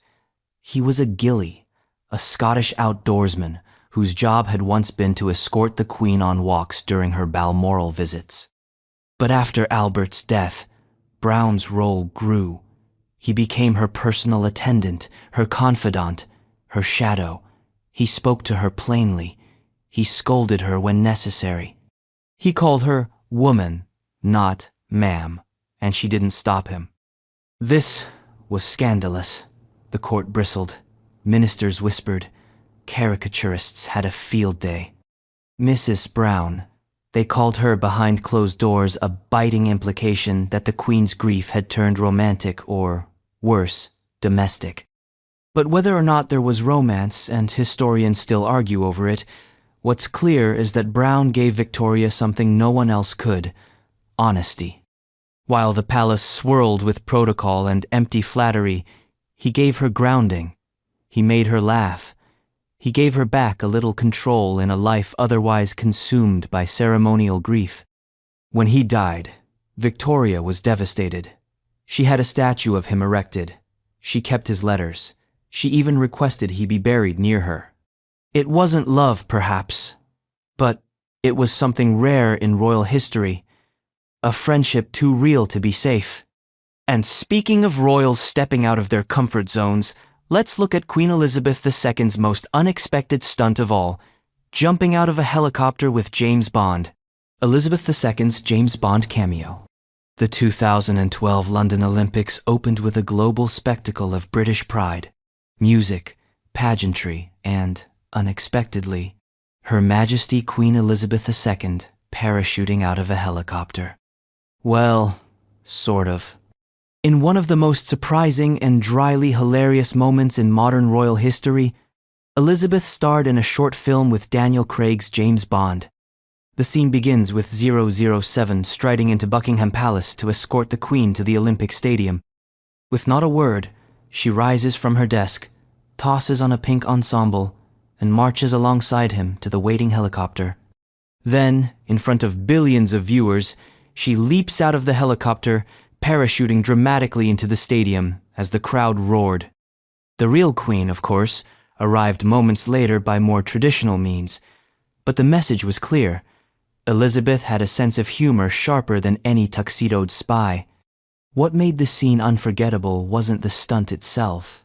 It was her willingness to be part of the joke. At 86 years old, the Queen poked fun at her own image. The stern grandmother of the Commonwealth, suddenly an action heroine, without saying a single line. It was also deeply British, understatement wit, absurdity treated as matter of fact. And it revealed something rarely seen, that Elizabeth, for all her stoicism, understood the power of modern storytelling. She knew how to surprise the public, and she knew when to lean into myth. No monarch had ever done anything quite like it, and no one likely ever will. Now let's pivot from mid-air antics to tree-bound escapes featuring a king who once avoided capture by literally climbing into an oak tree and staying very, very still. Charles II's escape in an oak tree. In 1651, after the disastrous Battle of Worcester, Charles II had a problem. He wasn't king anymore. He was a fugitive. Hunted by parliamentary forces, with a price on his head and no clear path home, he did what any quick-thinking monarch would do. He climbed a tree. The future king hid in an oak tree at Boscobel House in Shropshire, accompanied by a loyal supporter. Soldiers searched the area. They scoured the woods. They even passed directly underneath the tree, unaware that the man they were chasing was holding his breath in the branches above. It was a moment so absurd, so cinematic, that it felt like something from a fairy tale or a sitcom. A would-be king hiding like a schoolboy avoiding chores. But it worked. Charles remained still, quiet, invisible. Over the following weeks, he disguised himself as a farmhand, wore rough clothing, traveled by night, and narrowly escaped capture several times. He stayed in cottages, barns, even a priest hole. And yet, it was the oak tree that became legend. Years later, after being restored to the throne, Charles embraced the story. He turned the oak into national folklore. Royal Oak became the name of pubs, ships, and celebration days. The very idea that a monarch had once been reduced to hiding in a tree only made his survival more miraculous, more earned. It was humility by necessity, not choice, but it gave him a kind of groundedness rare in kings. He'd seen the underside of branches, he'd scraped bark. He knew what it meant to be desperate and lucky. Next, we journey from bark to Bordeaux, with a tale of royal disguises and secret café visits that would make any spy envious. Edward VII's Café Royal visits. Before he was King Edward VII, he was simply Bertie, the endlessly restless Prince of Wales with a habit of slipping away from royal formality and into Parisian nightlife. Paris, to him, was more than a city. It was an escape hatch, a playground, a silk-draped whisper of everything his mother, Queen Victoria, disapproved of. And nowhere embodied that escape quite like the famed Café Royal. Known in France by the affectionate and slightly scandalous nickname Mr. Bertie, Edward would travel incognito, or as close to incognito as a future king in a custom suit could get to indulge in the city's late-night pleasures.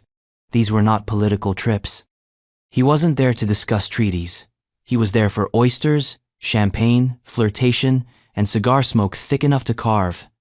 At the Café Royal and other elite haunts of the Belle Époque, Edward mingled with dancers, artists, aristocrats, and courtesans. He became fluent in charm, gossip, and the fine art of not getting caught. It was a kind of unofficial diplomacy, Britain's future monarch forging ties not through embassies, but banquets. Though everyone knew who he was, the game of pretending otherwise added a layer of theater. It allowed Edward to feel ordinary, or at least like an extraordinarily well-connected commoner. He wasn't flaunting power, he was dodging it. Back home, his reputation suffered. Critics saw a libertine, a man of appetite and excess, but the French adored him. And when he finally did become king, his long-standing friendships with French elites helped usher in the Entente Cordiale, a diplomatic thaw that shocked the skeptics. Turns out, a little late-night wine and whispered conversation can do what years of formal negotiations cannot. Now, from velvet lounges to secret devotionals, let's follow a queen who smuggled her faith into church with a book so small it fit in the palm of her jeweled hand. Elizabeth I's pocket-sized prayer book.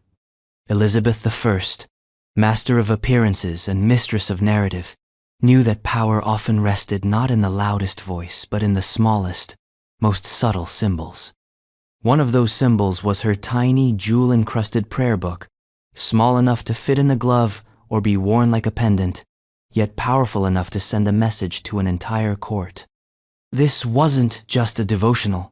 It was a weapon of image-making. In an age when every gesture was political, Elizabeth carried this miniature book with her during religious ceremonies, council meetings, and even during court dances. Bound in velvet and set with gems, it was an object of fascination, more art than artifact. At a time when religious identity could get you imprisoned or worse, Elizabeth used her prayer book to walk the tightrope. It showed her piety, but also her independence. It wasn't imposed by Rome, nor dictated by her father's Church of England. It was hers, her version of faith, stylized and portable. She would be seen leafing through it in chapel, eyes cast downward, fingers delicately turning pages barely wider than a ring. But it wasn't the act of reading that mattered, it was the image. The Queen in solemn reflection, caught in a beam of candlelight, framed by stained glass and silent power. Even the size of the book spoke volumes. Compact, elegant, discreet. Like her rule, sharp without shouting. Surviving examples of these miniature books now sit behind glass in museums, their pages too delicate to turn. But in their time, they turned perception. Next up, a monarch with a far less poetic bodily function and a condition that left him leaking blue, baffling doctors, and muttering about madness and Prussia. George III's blue urine. If history had color-coded diagnoses, George III's would be tinted a very specific and very disturbing shade of blue. That's because, during some of his most notorious periods of mental and physical instability, his urine reportedly turned a striking bluish purple. Yes, really. This curious detail comes from 20th century medical hindsight, not from his 18th century doctors, who were more comfortable with leeches than laboratory science. But the blue urine would later become a key clue in a retroactive diagnosis of porphyria, a rare metabolic disorder that may explain much of the so-called Mad King's erratic behavior. Porphyria can affect the nervous system, causing symptoms like confusion, paranoia, muscle pain, and, famously, urine that turns blue or purple when exposed to air. To the untrained eye of the Georgian court, it must have seemed like madness brewing from the inside out. But blue urine wasn't just a medical curiosity, it became a metaphor. A royal body that looked perfect on the outside, quietly unraveling from within. His rambling speeches, his long hours of writing, his infamous conversation with an oak tree, all suddenly recontextualized as the effects of a disease no one understood at the time. Even so, George had lucid periods.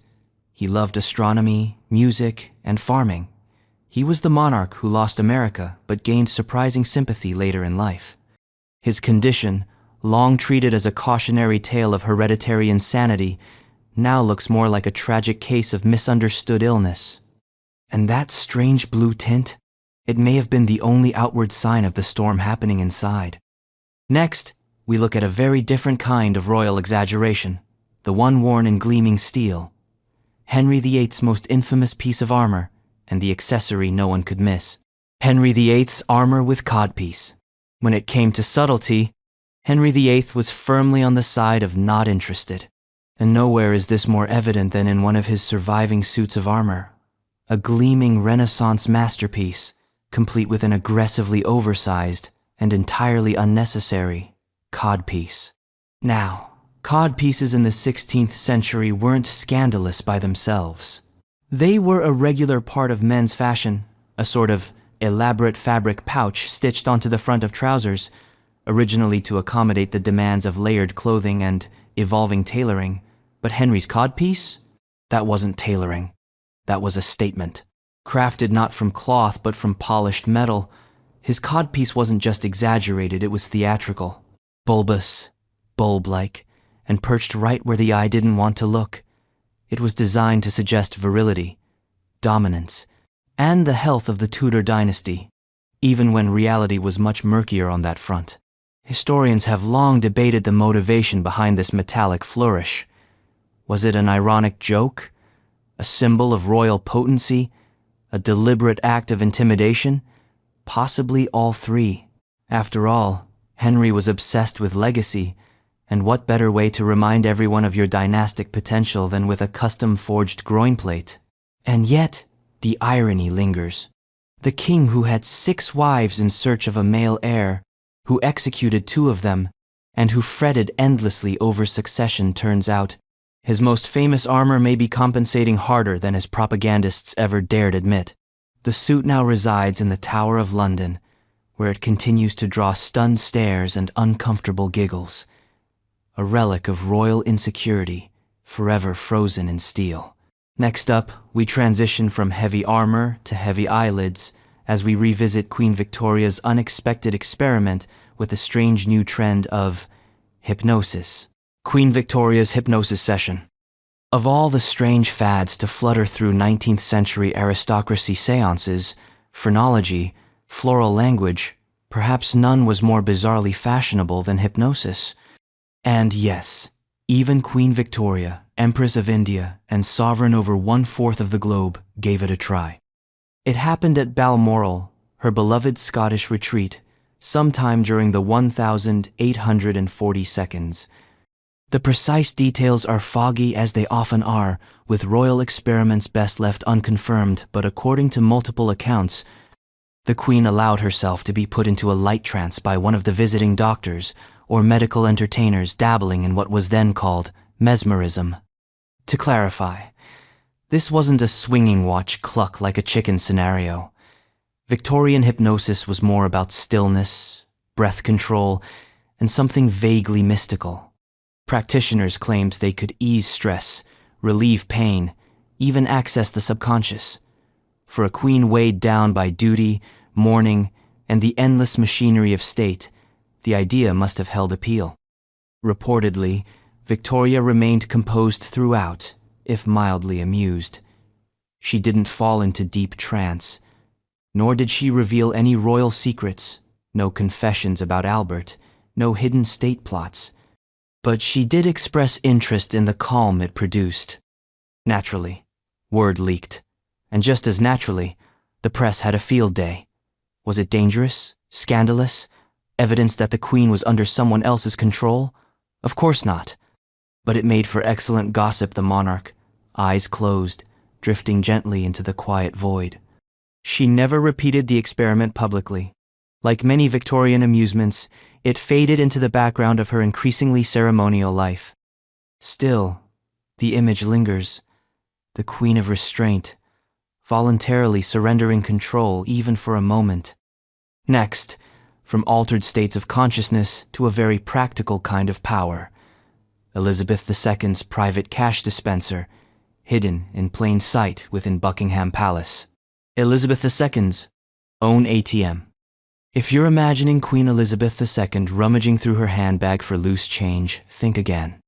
At Buckingham Palace, behind doors lined with centuries of history and possibly a few corgis, sits something more modern and surprisingly mundane. A private ATM. Yes, an actual cash machine, installed by Coutts & Co., the exclusive bank used by the royal family and various other financial aristocrats. The ATM was placed discreetly in the palace to provide Her Majesty, and likely a few very senior staff, access to funds without stepping foot outside. The revelation came from royal insiders and occasional exposés that delighted in revealing the surprising ordinariness tucked behind royal opulence.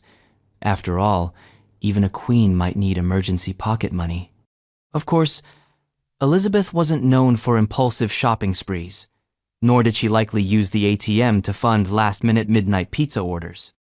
In fact, she reportedly preferred using cash only when necessary, and often for very specific personal transactions like giving church donations or tipping staff during holidays.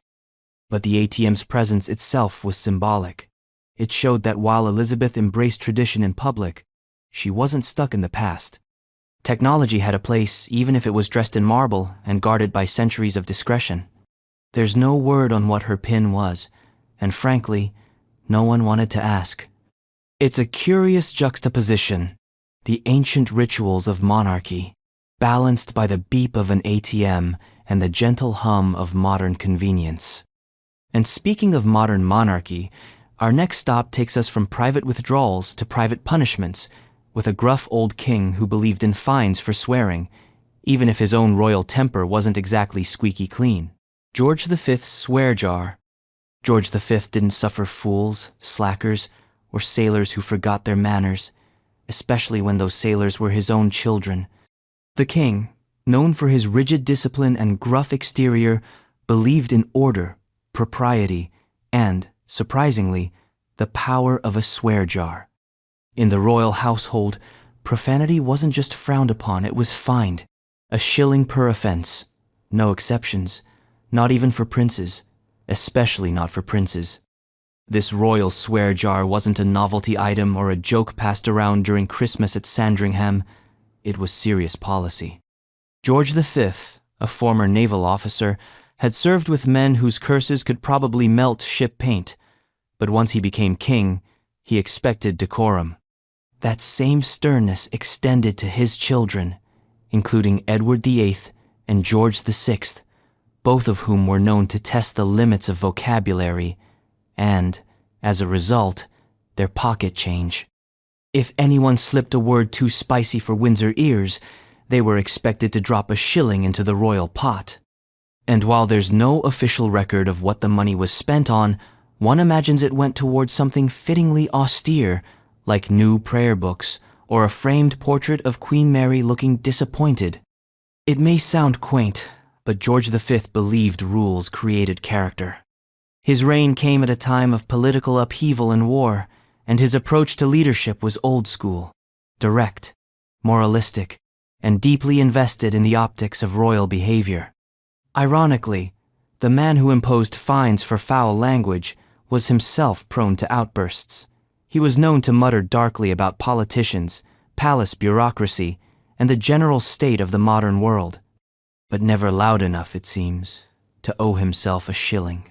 From foul language to fast lanes next, we meet the queen who drove herself, license or not, and never once got pulled over for speeding through a royal estate. Elizabeth II's driving without license. Elizabeth II never needed a license to drive, not because she was above the law, though technically she was, but because, as queen, she issued the licenses. It would have been a bit like signing her own permission slip. Still, the real surprise wasn't that she drove without a license. It's that she drove so often and so well. From her teenage years during World War II, Elizabeth trained as a mechanic and driver with the Auxiliary Territorial Service. She changed tires, tuned engines, drove ambulances. Long before she ever wore the crown, she was behind the wheel, sleeves rolled up, covered in grease, learning the fundamentals of internal combustion with military precision. That passion never faded. Throughout her life, she drove herself across her estates, Land Rovers through muddy fields, Jaguars around the Scottish countryside. She didn't need a chauffeur. She was the chauffeur. Guests who visited Balmoral or Sandringham were sometimes stunned to find the Queen herself pulling up to collect them. Foot on the gas, scarf in her hair, a corgi, possibly riding shotgun. And while protocol dictated that she could be driven anywhere, she preferred independence. It wasn't about breaking rules, it was about doing things properly, and sometimes that meant doing them herself. No license, no test, no traffic tickets, just decades of practice and a deep personal connection to the act of driving. And for a woman constantly surrounded by ceremony, paperwork, and armed security, the driver's seat was one of the few places she could be alone, unbothered, and entirely in control. From precision driving to less graceful games, we now return to Henry VIII and his personal tennis court, which smelled about as good as you'd expect for a king playing in armor. Henry VIII's stinking tennis court. Henry VIII played tennis like he did most things, with gusto, pageantry, and a complete disregard for practicality. One of his more curious royal projects was the construction of a private indoor tennis court. A status symbol for a monarch, yes, but also a questionable space filled with noise, sweat, and the lingering stench of Tudor enthusiasm. Built at Hampton Court, the tennis court was designed in the French style of jeu de paume, a kind of early racquetball meets ping-pong hybrid. But Henry didn't just build the court, he played in it. A lot, and often in full court regalia or even armor, depending on the occasion. The result? A spectacle of royal athleticism, yes, but also one that came with its own cloud of odor. Ventilation? Minimal. Cleanliness? Periodic at best. According to records, the court was known to smell strongly of sweat, stale clothing, and soiled straw, which lined the floor for cushioning.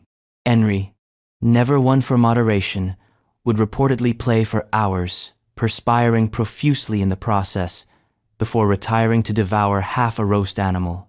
And yet, for all its funk, the tennis court was one of Henry's favorite places. It was where he could escape the burdens of kingship, pound a ball against a wall, and pretend, if only briefly, that no one was plotting his downfall or questioning his latest annulment. It's even believed he was playing tennis when Anne Boleyn was arrested.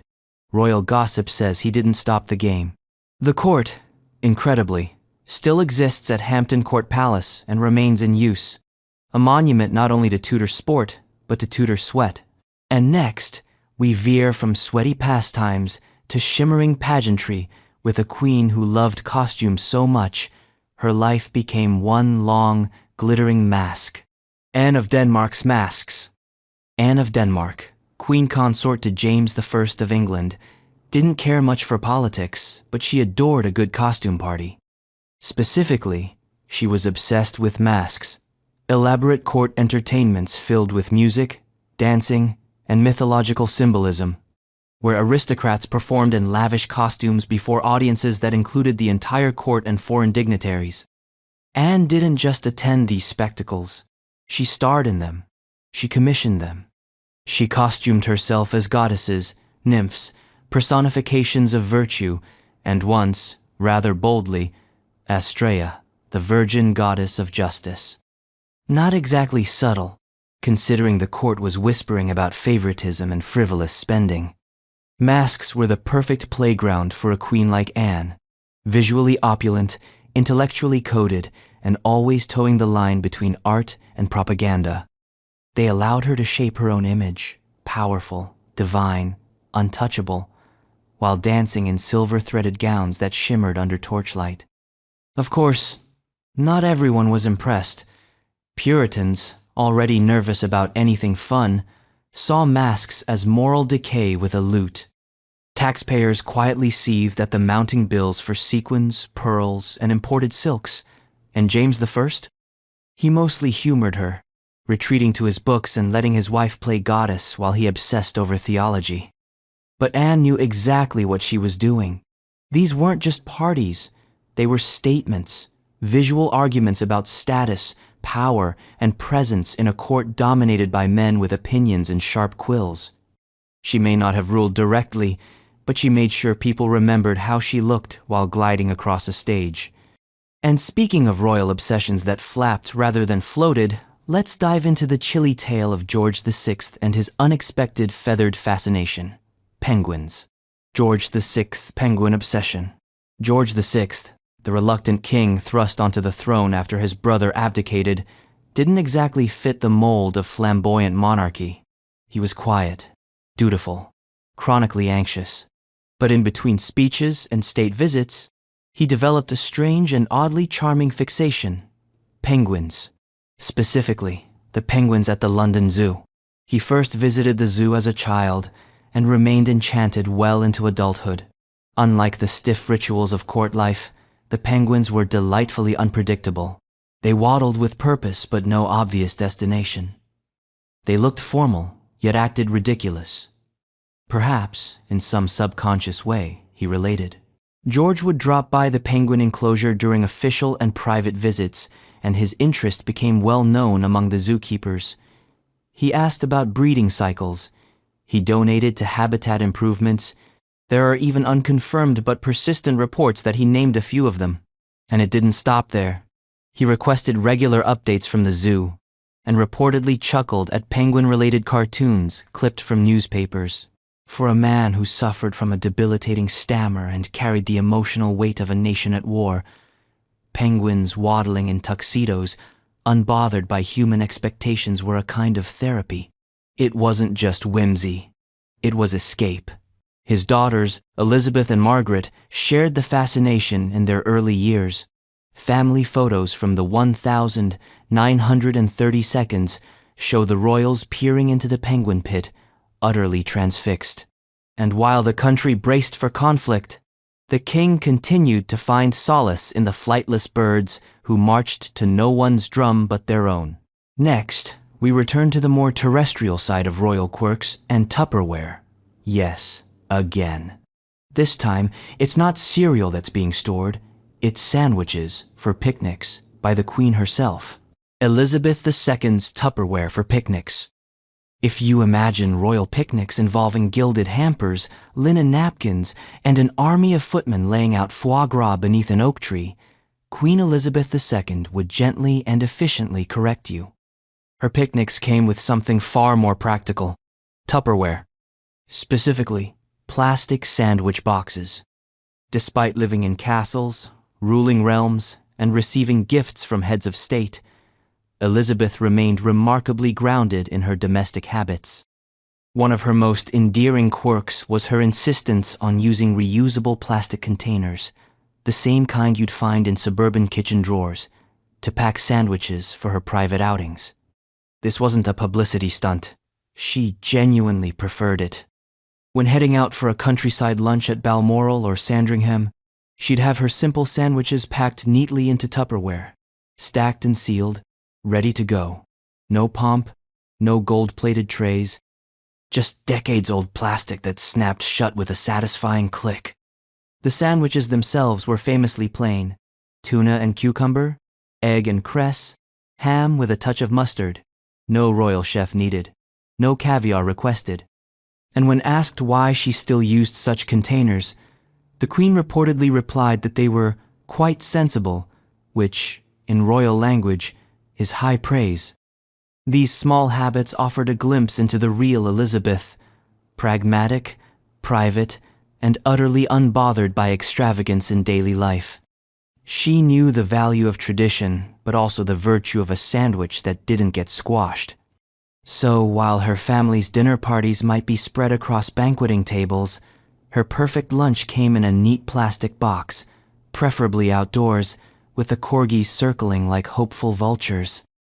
Up next, the extravagant breakfasts of George IV, a man whose morning appetite made even Henry VIII look restrained. George IV's giant breakfasts. If George IV had a royal motto, it may well have been, "Why eat one course when you can eat 7 before noon?" The man didn't simply dine. He feasted, even at breakfast, and his morning table looked more like the buffet at a medieval coronation than anything one might sensibly eat before lunch. His typical breakfast reportedly included multiple steaks, a pigeon or two, eggs, bread, and not one, but several glasses of champagne. All before the business of the day, which, to be fair, George often tried to avoid anyway. Diplomacy could wait, the pigeon was getting cold. This wasn't an occasional indulgence, it was a daily performance. At Carlton House or Brighton Pavilion, staff were instructed to prepare these enormous spreads regardless of whether he touched a bite. The king preferred options, and the abundance, like his wardrobe and furniture, was part of the royal spectacle. Physically, George suffered for it. His weight ballooned, his digestion rebelled. He wore corsets to keep everything in place, even as his breakfast table suggested the exact opposite of restraint. But no matter, he continued to eat, and order others to eat, as if volume equaled virtue. It was excess for excess's sake. Yet underneath the gravy boats and mounds of toast was a deeper truth. George IV was always trying to fill something, maybe not just his stomach, but a void of self-worth, legacy, or approval. Being king never quite satisfied him, so he turned to the plate. And speaking of collecting things with borderline obsessive flair, let's pivot to another monarch who couldn't stop amassing not jewels or titles, but teapots, hundreds of them. Because one cannot reign without the proper porcelain. Mary II's teapot collection. Mary II, co-sovereign with her husband William III, is often remembered for political compromise and Protestant stability. But behind palace walls, she had a quieter and far more ceramic obsession: teapots. She didn't just collect them, she adored them. She displayed them with curatorial care. And by the end of her reign, her collection had grown into the hundreds, featuring everything from blue and white Delft ware to Chinese porcelain, and early examples of English craftsmanship, trying very hard to imitate both. This wasn't just a passing fad. Tea culture was relatively new in England during Mary's time. Introduced as a fashionable indulgence among the elite, tea drinking carried social, political, and even moral overtones. By collecting teapots, Mary wasn't just curating pretty objects, she was investing in the future of British identity. She set the trend. Court ladies followed suit. Teapots became fashionable tokens of taste and refinement, displayed in salons and discussed in letters. Mary's interest even influenced trade policy, with increased importation of porcelain and attention paid to local potteries trying to perfect the art. But Mary's fascination wasn't just political or economic, it was also personal. She was known to walk her rooms late at night, checking on her porcelain displays, rearranging them, admiring their form and craftsmanship. Some described it as obsessive, others as deeply comforting.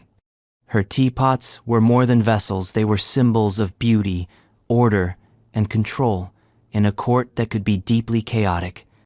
So, while William was off handling military campaigns, Mary was revolutionizing British tea culture, one dainty handle at a time. And if you thought collecting crockery was extravagant, let's now step into the perfumed gloves of a monarch who literally wore jewels on her hands and waved like a queen who could blind you with a single gesture. Elizabeth I's jeweled gloves. For Queen Elizabeth I, everything was messaging from the cut of her ruff to the angle of her wave. But perhaps no detail was more quietly dazzling than her gloves. Not just accessories, but weapons of seduction, power, and statecraft, and often encrusted with jewels. She owned dozens, possibly hundreds, of gloves made from the finest leathers, silks, and velvets, adorned with pearls, rubies, gold embroidery, and lace so delicate it practically whispered. Each pair served a purpose, some for ceremonies, some for court appearances, others for personal audiences where subtle hand movements could deliver not-so-subtle messages. Wearing jeweled gloves wasn't merely an aesthetic choice, it was a calculated display. Elizabeth was conscious of her hands as instruments of grace and power. When she extended one for a kiss, it wasn't just courtly affection, it was theater. A ring-studded, perfumed hand, descending like a divine relic.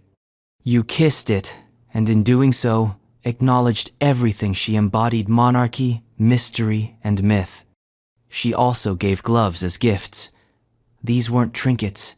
They were political artifacts, embedded with symbolism and scented with her favorite perfumes. To receive a glove from Elizabeth was to be chosen, favored, marked by her presence. Some recipients kept them for life, never daring to wear them.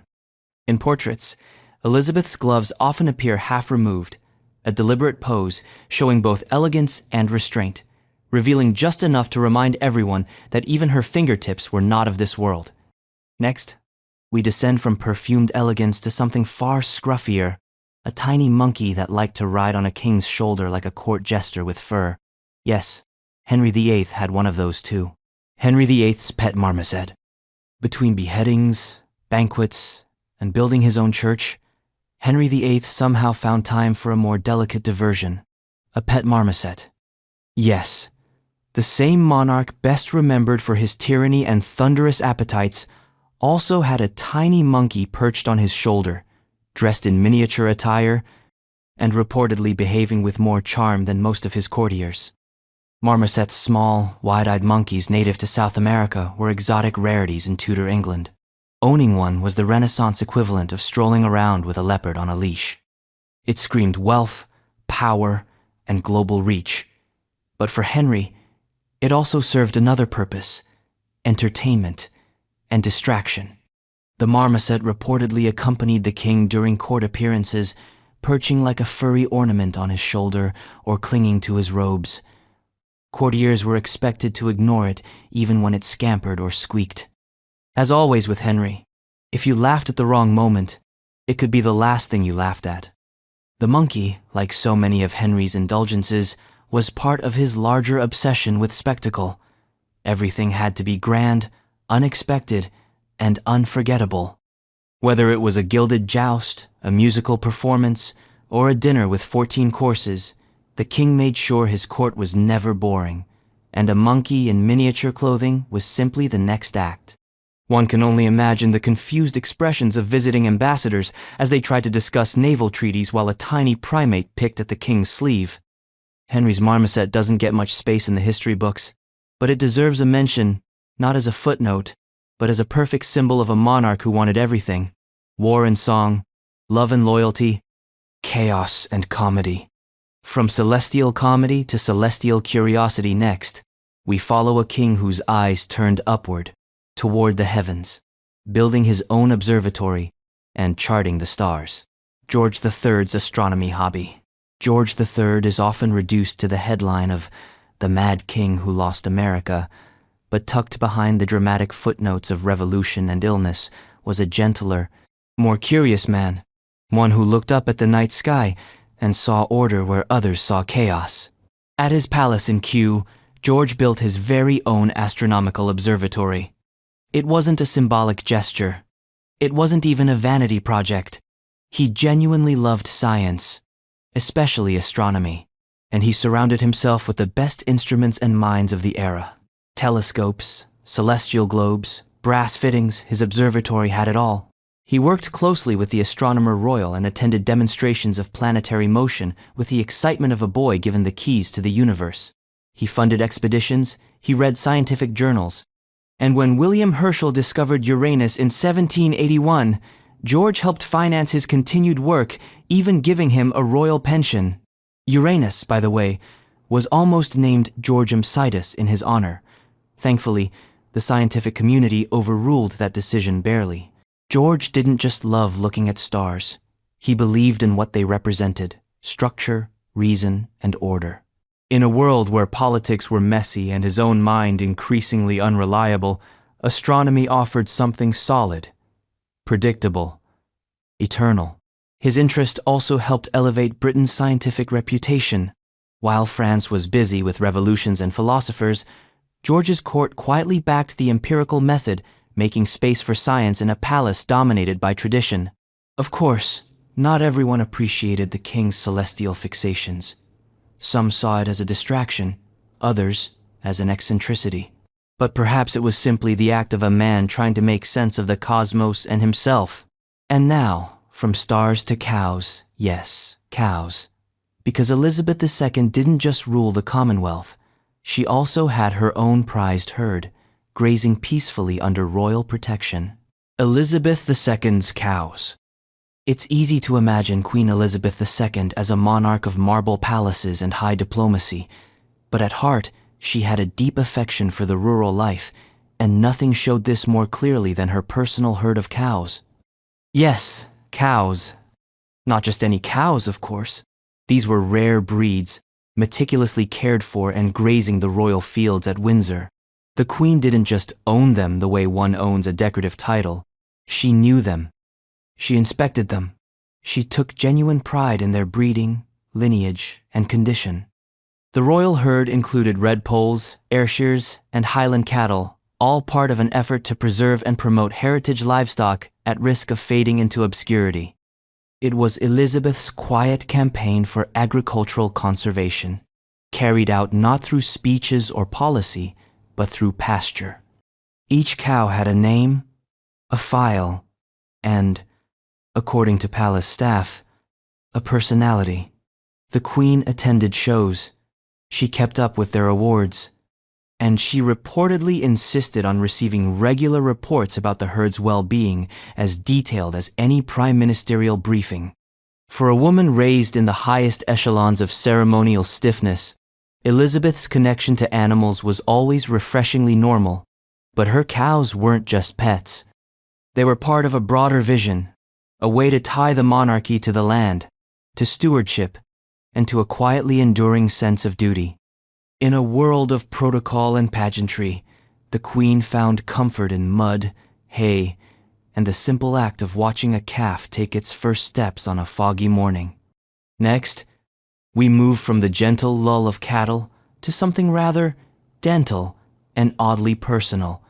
The Queen who wore a necklace made of her children's baby teeth. Queen Victoria's teeth necklace. Queen Victoria, the stoic Empress of India and mother of 9, was not known for sentimentality. Her public image was ironed flat black dresses, cold portraits, and a famously unamused expression. But behind that stern exterior was a woman capable of astonishing personal quirks. One of the oddest, she reportedly had a necklace made from her children's baby teeth. Yes, baby teeth. This peculiar piece of maternal jewelry wasn't an anomaly in Victorian England. Mourning jewelry, lockets of hair, and even brooches made from teeth weren't uncommon. But most examples were discreet, symbolic, perhaps tucked away in drawers. Victoria, however, kept her keepsakes close, sometimes uncomfortably so. The tooth necklace was part of a broader royal tradition of memorialization. Every milestone in her children's lives, from first curls to lost teeth, was preserved, categorized, and often transformed into objects. While some mothers might keep baby teeth in a box or drawer, Victoria wore hers around her neck. It wasn't macabre to her, it was affectionate, a physical link to her children, whom she doted on obsessively in youth and controlled militantly in adulthood. For Victoria, family and legacy were indistinguishable. If those teeth had once belonged to future kings and queens, why shouldn't they be honored like crown jewels? The necklace became one of those royal oddities spoken of in hushed tones, too weird to ignore, too private to explain. But it captures a side of Victoria often forgotten, the mother, the mourner, the woman trying to hold on to fleeting moments in a life otherwise ruled by duty and death. And if you thought that was an unusual gift, just wait until you hear what Henry VIII once sent to woo Anne Boleyn. A giant codfish wrapped in silk. Henry VIII's codfish gift. Before he was slicing through marriages like a man on a mission, Henry VIII was a romantic, or at least his version of one. Long before Anne Boleyn lost her head, she received another, far less tragic gift from the king. A codfish wrapped in silk, delivered with all the ceremony of a diplomatic envoy. Yes, a codfish, dressed like a present. This bizarre gesture was part of Henry's long, persistent courtship of Anne. At the time, she had refused to become his mistress. A bold and unusual stance in a court where resistance to royal attention was nearly impossible. Henry, both enraged and enchanted, doubled down on the wooing. Poems, letters, jewels, and, yes, seafood. The codfish in question wasn't just any fish. Salted and imported, it was considered a delicacy, a prized item during fasting periods when meat was forbidden. By wrapping it in fine silk, Henry turned it into a surreal blend of affection, status, and royal absurdity. A fish, but make it fashion. Anne, apparently, was amused, or perhaps bewildered. Either way, she didn't send it back, and Henry took that as encouragement. This wasn't just courtly flirtation. It was political theater. Anne's resistance and Henry's increasingly dramatic attempts to win her laid the foundation for the English Reformation. The fish, in all its absurd glory, is a symbol of just how sideways things can go when courtship gets entangled with policy. The gift says a lot about Henry. Lavish, theatrical, and not entirely self-aware. And it says even more about Anne, who played her part with masterful precision, knowing full well that sometimes the best power move is to accept the fish, smile sweetly, and say nothing. Next, we head from sea to sky, or at least the rooftops, with the king who awarded medals to pigeons for their service in wartime. George V's racing pigeons. George V didn't possess the flamboyance of his forebears, or the photogenic charm of his descendants, but he did have a deep affection for the unlikeliest of creatures, pigeons. Specifically, racing pigeons fast, feathered messengers who carried more than just news, they carried royal admiration. His interest began in the late 1800s and deepened throughout his reign. At Sandringham, he established a world-class pigeon loft, not just a hobby space, but a royal aviary, complete with records, training schedules, and daily routines. These weren't city pests. These were elite athletes with feathers. And George didn't just watch them. He studied them. He bred them. He understood their lineage, tracked their speed, and sometimes even released them himself. The pigeons bore royal crests and had names befitting a battalion. But their most dramatic role came during World War I, when the royal birds were enlisted for military service. Yes, enlisted. Several of George's pigeons were used to carry messages across enemy lines. With radios unreliable and communication lines frequently cut, pigeons became vital links between units. Their small size and high-flying speed made them perfect for covert delivery. Some flew hundreds of miles through gunfire and smoke, delivering critical intel that saved lives. In return, they were given medals, including the prestigious Dickin Medal, the animal equivalent of the Victoria Cross. George V was known to attend ceremonies, review their service records, and refer to them as trusted servants of the crown. It wasn't just sentiment, it was symbolism. In a world where kings were becoming ceremonial, George found real purpose in tiny wings. From skyward messengers to landbound engines next, we meet the queen who didn't just drive Land Rovers, she repaired them too. Elizabeth II's car maintenance.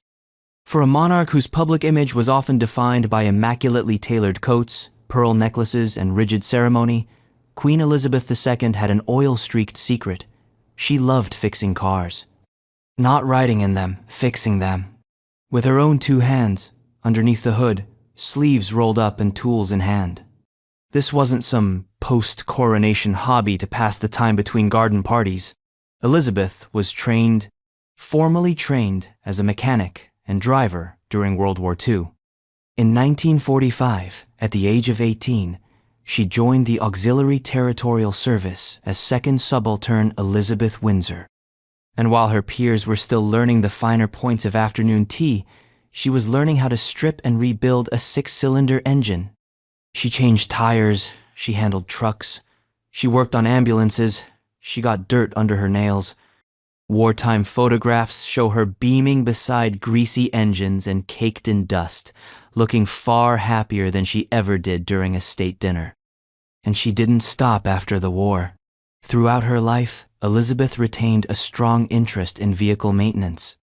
When staying at Balmoral or Sandringham, she would occasionally check under the hood of her Land Rovers, consult with royal mechanics, and sometimes correct them, not as a queen, but as a fellow gearhead.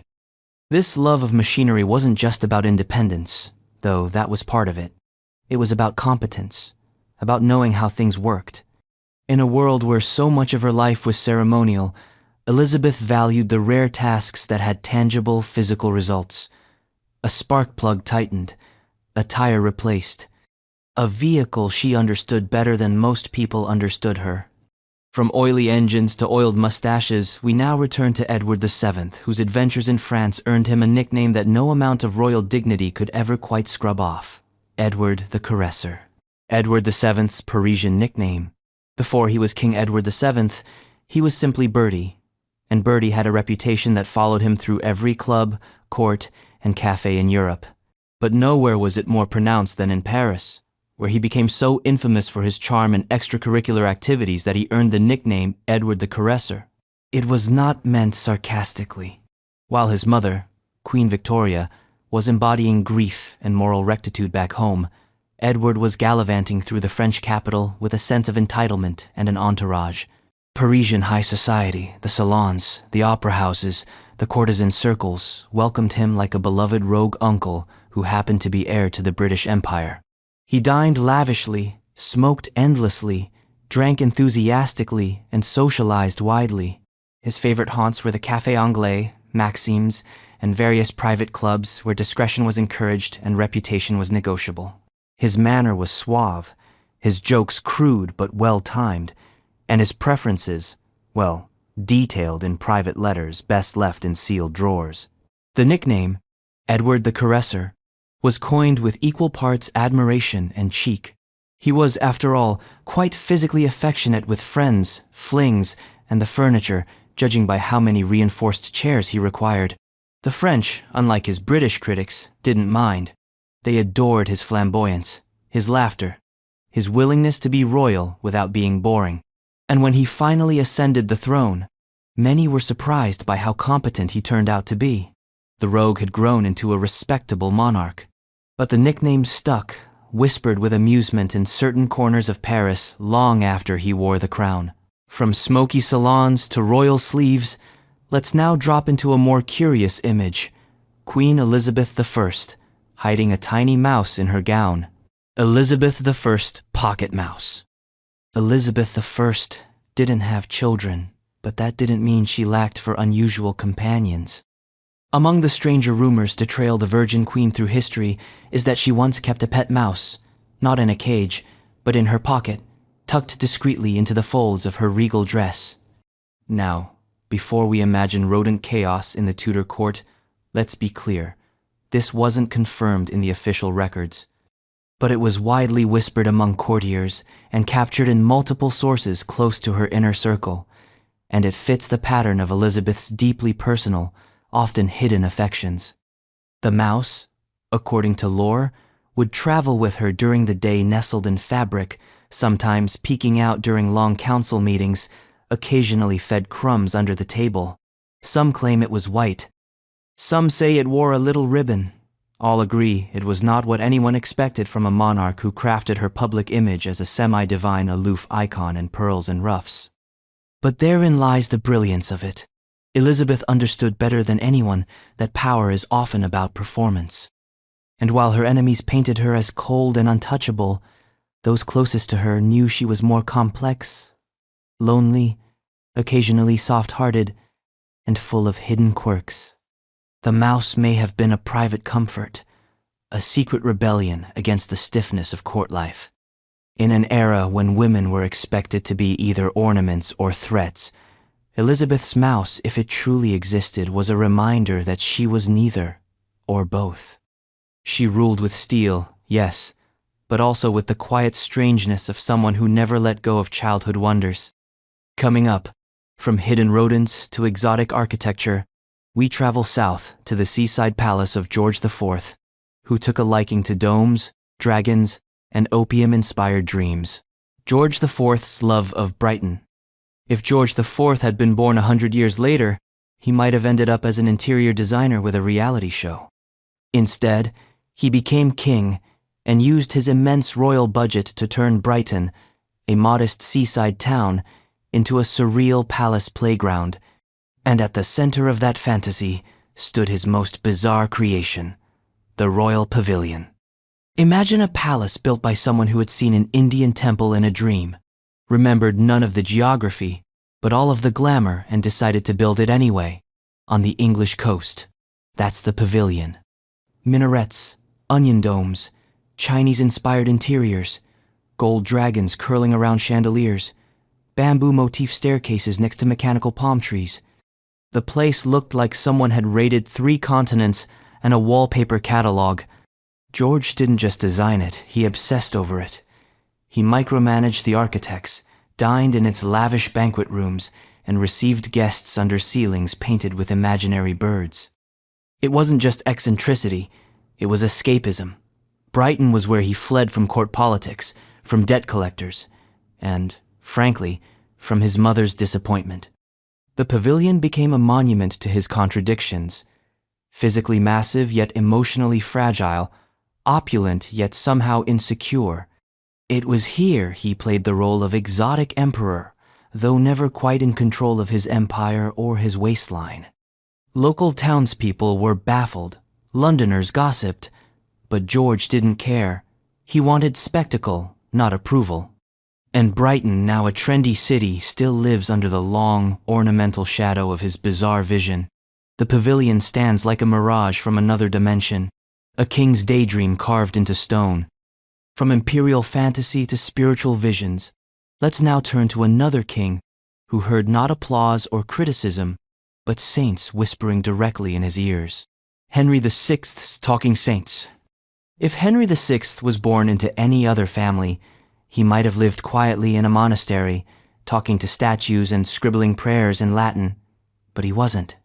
He was born into the House of Lancaster, handed the crown as an infant, and placed atop a kingdom he never truly controlled, while claiming that saints spoke to him directly. Henry wasn't delusional, at least not in the classic sense. He was deeply pious, so much so that even by medieval standards, he was considered unusually withdrawn and spiritually fixated. While his predecessors drank, fought, and schemed, Henry spent long hours in private devotion. He built chapels, he founded Eton College, he walked barefoot on holy days. And yes, he heard voices. Accounts from his reign mention that Henry often claimed he received guidance from saints, particularly during moments of crisis. When others heard the clash of swords, Henry heard divine instruction. When civil war loomed, he prayed for visions instead of strategies. His court didn't know whether to revere him or panic. Many did both.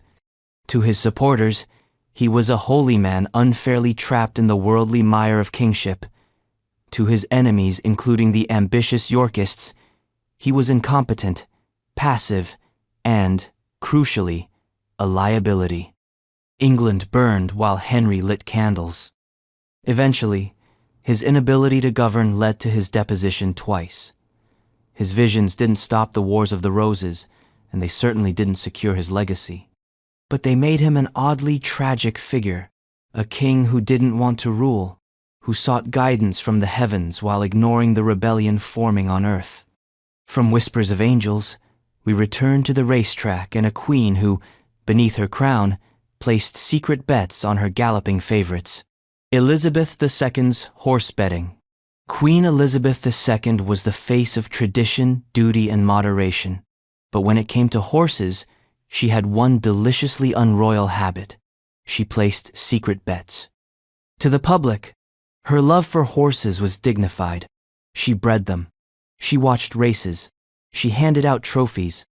Her royal stables were world-class, and her knowledge of bloodlines, trainers, and track conditions could rival any veteran bookmaker.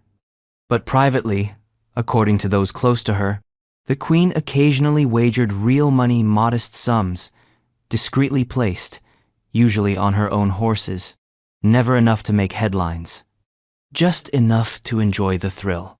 A secret flutter, a quiet rebellion in tweed and pearls. She followed the racing circuit with hawk-like attention. Trainers would receive handwritten notes congratulating them on minor victories. Grooms were asked about feed quality. If a royal thoroughbred placed badly, you could expect a polite but pointed inquiry by breakfast. Her horses competed at Royal Ascot, Newmarket, and Epsom, and she attended in full regalia hat, gloves, binoculars, and a racing form folded neatly in her handbag. Rumors swirled that she even had coded signals with her staff about odds and favorites. One flick of her program, and someone knew to keep an eye on horse #7. These weren't reckless bets. She knew the sport. She respected it. And like all things Elizabeth did, it came from a place of immense preparation and care. She wasn't gambling for money. She was participating in a world where her power was symbolic, but her instincts were razor sharp.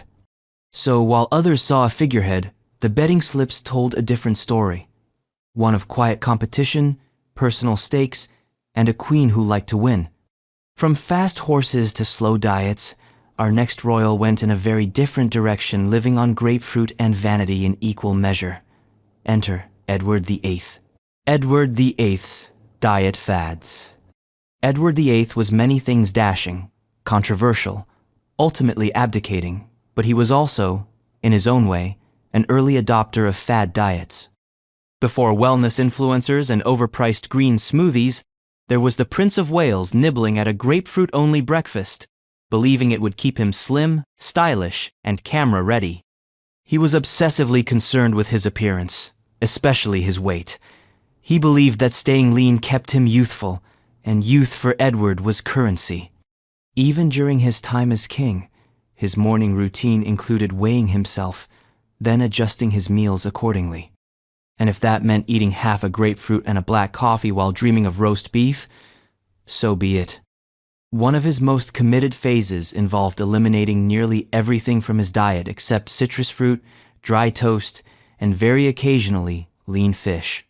He believed this regimen gave him energy and kept his profile already famously trim in ideal condition for the relentless public eye and, more importantly, photography. This was not a man aiming for balance or nutrition. It was image maintenance, aesthetic control.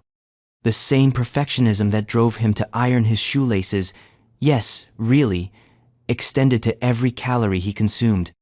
Courtiers found it exhausting. Chefs found it insulting. And Wallis Simpson, his eventual wife and fellow aesthetic perfectionist, reportedly encouraged the behavior, or at least tolerated it, sharing his interest in strict control and external polish. In the end, Edward's reign was short, but his grapefruit legacy long outlived his time on the throne. It remains one of the many small, strange details that sketch the portrait of a man who gave up a crown but never gave up trying to look good doing it.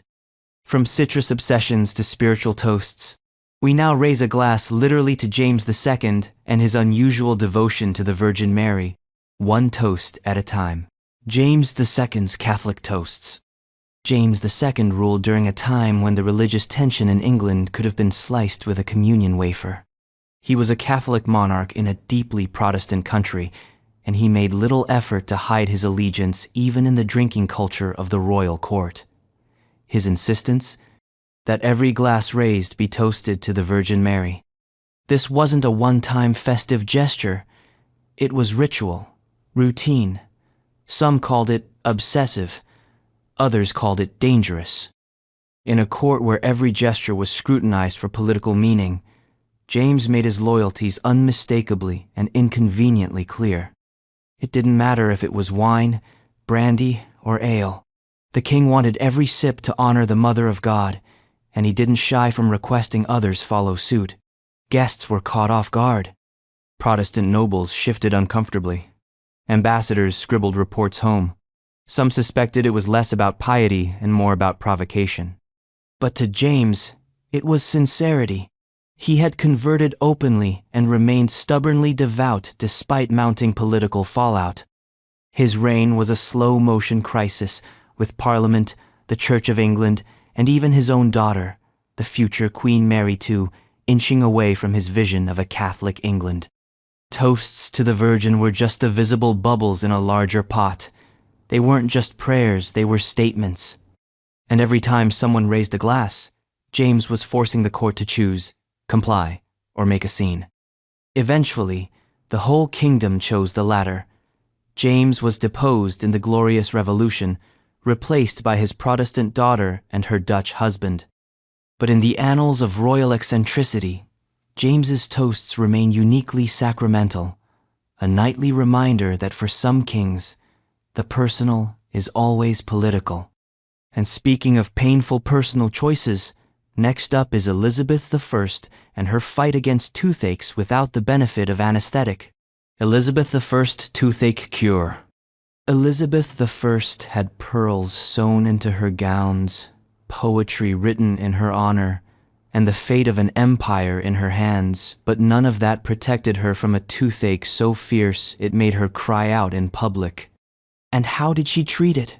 The only way a 16th century monarch could, by having it drilled, without any form of anesthetic. The story goes that Elizabeth, whose legendary sweet tooth had finally caught up with her, began suffering from an excruciating molar. For days she paced the palace in discomfort, refusing to eat, speak at length, or attend state matters. Courtiers knew not to mention it, lest they be subjected to her famously withering stare, or worse, her silence. Dentistry in Tudor England was less science, more trauma. Tools resembled blacksmith instruments. Pain relief consisted of biting down on a strap of leather and praying for a short memory. The Queen, unsurprisingly, was hesitant, even terrified. And so, to prove the procedure was survivable, one of her bishops reportedly volunteered to have a healthy tooth pulled in front of her without flinching, a bizarre gesture of loyalty. Or perhaps an early example of peer pressure in the royal workplace. Eventually, Elizabeth relented. The tooth was drilled or extracted records differ, and she endured it, reportedly gripping the arms of her chair so tightly her rings left imprints in the wood. Afterward, she wore high collars and kept her lips closed for portraits, revealing only minimal evidence of her dental struggles. But those close to her noted a subtle change. A little less laughter, a little more steel in her voice. Next, we shift from inner pain to outer appearances with George III's curious wardrobe choice, dressing like a humble farmer instead of a king. George III's farmer's clothes. When people think of King George III, they usually picture powdered wigs, polished shoes, and red-coated formality. But out at Windsor, away from the politics of London, the king occasionally indulged in a look that had less to do with regal splendor and more with the honest toil of English soil. He dressed like a farmer. Not metaphorically, literally. Peasant-style coat, wool trousers, mud on his boots. There are documented instances of George strolling through his estates, clad in rough-spun clothing and wide-brimmed hats, resembling a local yeoman more than the reigning monarch of a global empire. This wasn't a disguise or a performance. This was a choice, and a sincere one. The king had long held an affection for agriculture. He was nicknamed Farmer George, by both critics and admirers at first as a term of ridicule, but later as a mark of genuine respect. He encouraged innovation in crop rotation, invested in livestock breeding, and even maintained detailed records of harvests on his private farms. When other monarchs were acquiring jewels and territories, George was acquiring cows and plows. His rustic wardrobe was an extension of this identity. Dressing like a farmer let him blend in with the landowners and laborers he admired. It also gave him distance from the decadence and corruption of court life, which he deeply disliked. If the throne was a cage of gold, Windsor's fields were his escape tunnel. The public, once suspicious, came to appreciate it. There was something reassuring about a monarch who valued potatoes as much as policies. Especially during turbulent times, Farmer George looked like a man who wasn't afraid to get his hands dirty. From humble wool to royal sketch pads, our next monarch found her solace not in fields, but in funny little caricatures of the very men who governed her empire. Victoria's sketching hobby. Queen Victoria is rarely remembered as a woman of levity. The statues are stern, the portraits formal. But behind the heavy gowns and uncompromising stare was a queen with a surprisingly sharp and deeply private sense of humor. Her favorite outlet? Sketching. Not landscapes, not flowers, not idealized portraits. What Victoria truly loved to draw were caricatures usually of her own ministers, family members, or unfortunate visitors. And they were funny. Squished faces, exaggerated bellies, bushy eyebrows drawn like hedges, cabinet members transformed into goblins, generals reduced to marching potatoes in uniform. She drew with real skill. Her sketches were clean, expressive, and unmistakably satirical, and she kept them mostly to herself, compiling them into private albums that she would later review with a chuckle or a satisfied smirk. Occasionally, she'd share one with Albert, her husband, who was often the only other person allowed to laugh at them. In moments of high political tension, Victoria would retreat to her sketchbooks. It was a form of stress relief, a way of reclaiming some control in a world where every word she said became policy and every emotion she showed became news. By turning her frustrations into doodles, she let out steam in ink instead of anger. But her sketches weren't just jokes. They revealed how acutely she observed the people around her. She noticed slouches, smug grins, twitchy hands. She caught the essence of power not in what people said, but how they looked when they thought no one was watching. Today, a few of her drawings survive in royal archives, testaments to a queen who, despite the pomp, still delighted in poking fun at the serious men surrounding her. Next, we turn from sketchbooks to shipping forecasts, because Elizabeth II wasn't just a weather watcher, she was a subscriber. Elizabeth II's weather interest. Of all the subscriptions one might expect a monarch to keep: newspapers, intelligence briefings, maybe Vogue, Queen Elizabeth II had a favorite that was as uniquely British as it was deeply telling. The shipping forecast. Broadcast daily by the BBC, the shipping forecast is a hypnotic litany of meteorological conditions across the seas around the British Isles. With its poetic repetition and place names like Dogger, Fisher, and Rockall, it's the kind of thing most people hear while drifting off to sleep. For Elizabeth, it was essential listening. She didn't just enjoy it, she relied on it. According to palace insiders, she had transcripts delivered regularly and often tuned in live, especially while at Balmoral or Sandringham. To her, it wasn't just about weather. It was about connection to the land, to the sea, to her nation's maritime history. The Queen's lifelong affinity for the countryside and rural rhythms made her especially attuned to changes in weather patterns. She memorized cloud formations. She tracked seasonal shifts. Her diaries often referenced the sky, whether it was a hard frost or light winds from the west. The shipping forecast was the national heartbeat in audio form, and she listened like a farmer checking the skies before harvest. In a way, it fit perfectly with her personality, precise, constant, and deeply traditional. The voice of the shipping forecast never changed. Neither did she. More than just a royal quirk, it was a ritual of continuity, a daily reminder that even the Queen, with access to state secrets and satellites, preferred the steady rhythm of old-school maritime reports. And now, from weather charts to musical charts, we move back in time to a king who composed his own music and could strum a lute with as much flair as he wielded a sword. Let's revisit Henry VIII, the musical monarch. Henry VIII's musical skills. For a man so often remembered for executing wives, founding his own church, and eating like a banquet was a daily necessity, it's easy to forget that Henry VIII played music, and not poorly either. Before he became the heavyweight monarch of lore, Henry was a lute-strumming, organ-playing, hymn-composing Renaissance prince with a flair for rhythm and a genuine appreciation for melody. He wasn't merely dabbling. Henry received an elite education and trained in multiple instruments. He could sing, he could compose. He was skilled on the virginals, the recorder, and the harp.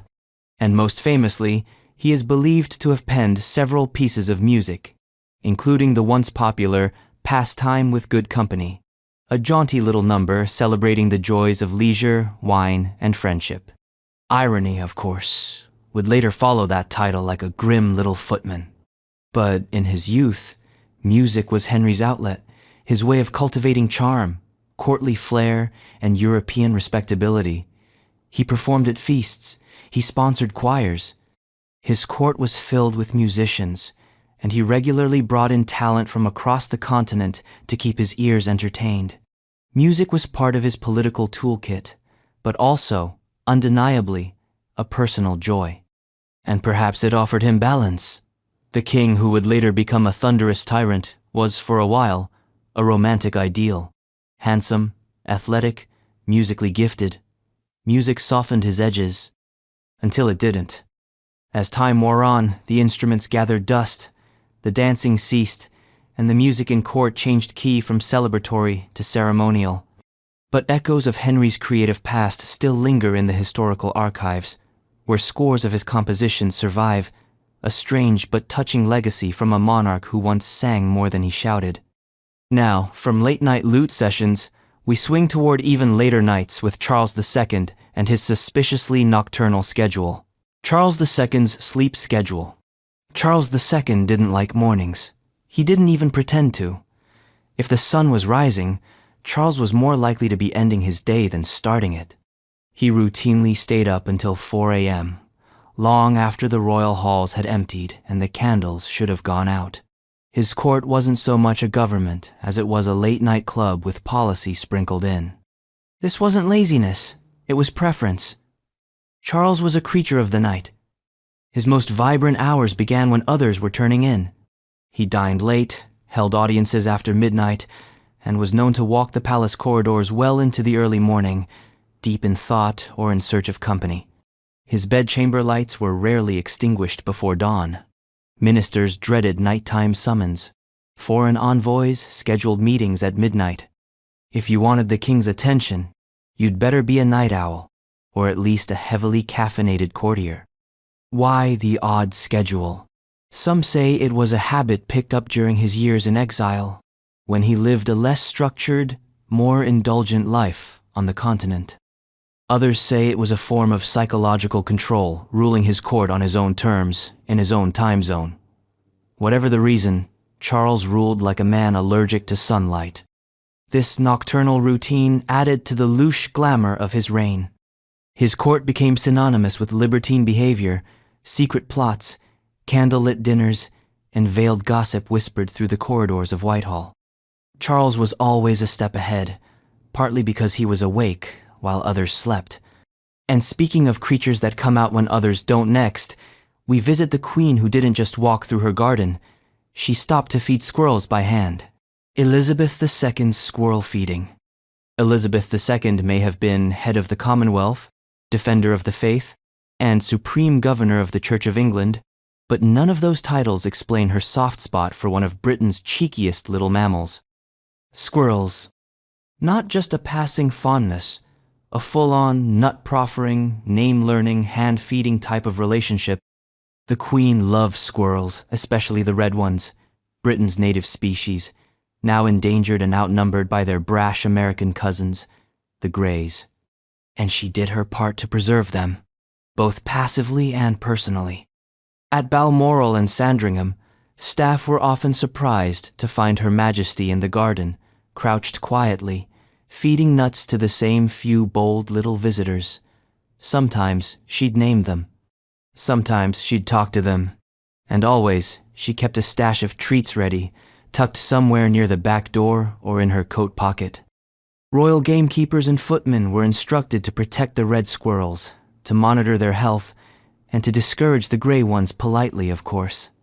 The Queen was known to ask for updates. How's Cyril doing? Or did Nutkin come today? These weren't idle curiosities. These were regular check-ins, delivered with the same tone she might use to ask about foreign dignitaries. The press rarely picked up on this detail, perhaps because it seemed too quaint, too ordinary.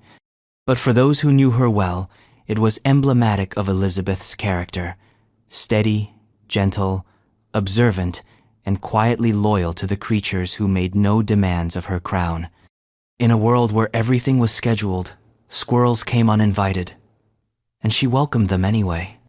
Next, we step back into another royal prison, not of duty, but literal captivity, where Mary, Queen of Scots, passed the time not with books or brooding, but with embroidery. Mary, Queen of Scots' embroidery. Mary, Queen of Scots, spent nearly 2 decades in captivity, and not the luxurious, velvet-lined version often assumed of royal prisoners. She was shuffled from castle to castle, tower to manor, always watched, never free. But rather than spiral into despair or worse, revolution, she picked up a needle and thread. And with those, she began sewing her story. Embroidery became Mary's rebellion, her creative outlet, her silent scream stitched in silks and golds. She didn't just make little roses or delicate birds. She sewed allegories, subtle, biting, veiled images that hinted at her thoughts on politics, religion, and power, all wrapped in the gentle innocence of tapestry. One of her most famous embroidered panels includes a cat and a mouse. The mouse wore a crown. The cat loomed above it. Historians have debated it endlessly, but many see it as a direct metaphor for Mary, the crown-bearing mouse, and her cousin, Elizabeth I, the looming cat, royal sass, disguised as stitching. She also sewed emblems of justice, broken chains, and exotic animals, all symbols that, in the hands of a skilled and dangerous woman, became tools of subtle protest. It was the kind of rebellion no guard could confiscate, no warden could punish, because after all, what harm could come from embroidery? But Mary wasn't just sewing for herself. She collaborated with Bess of Hardwicke, the wife of her jailer, on a series of elaborate tapestries now preserved in British museums. These weren't amateur needlepoint projects. They were politically loaded, spiritually dense, and artistically brilliant. Each stitch was a refusal to disappear.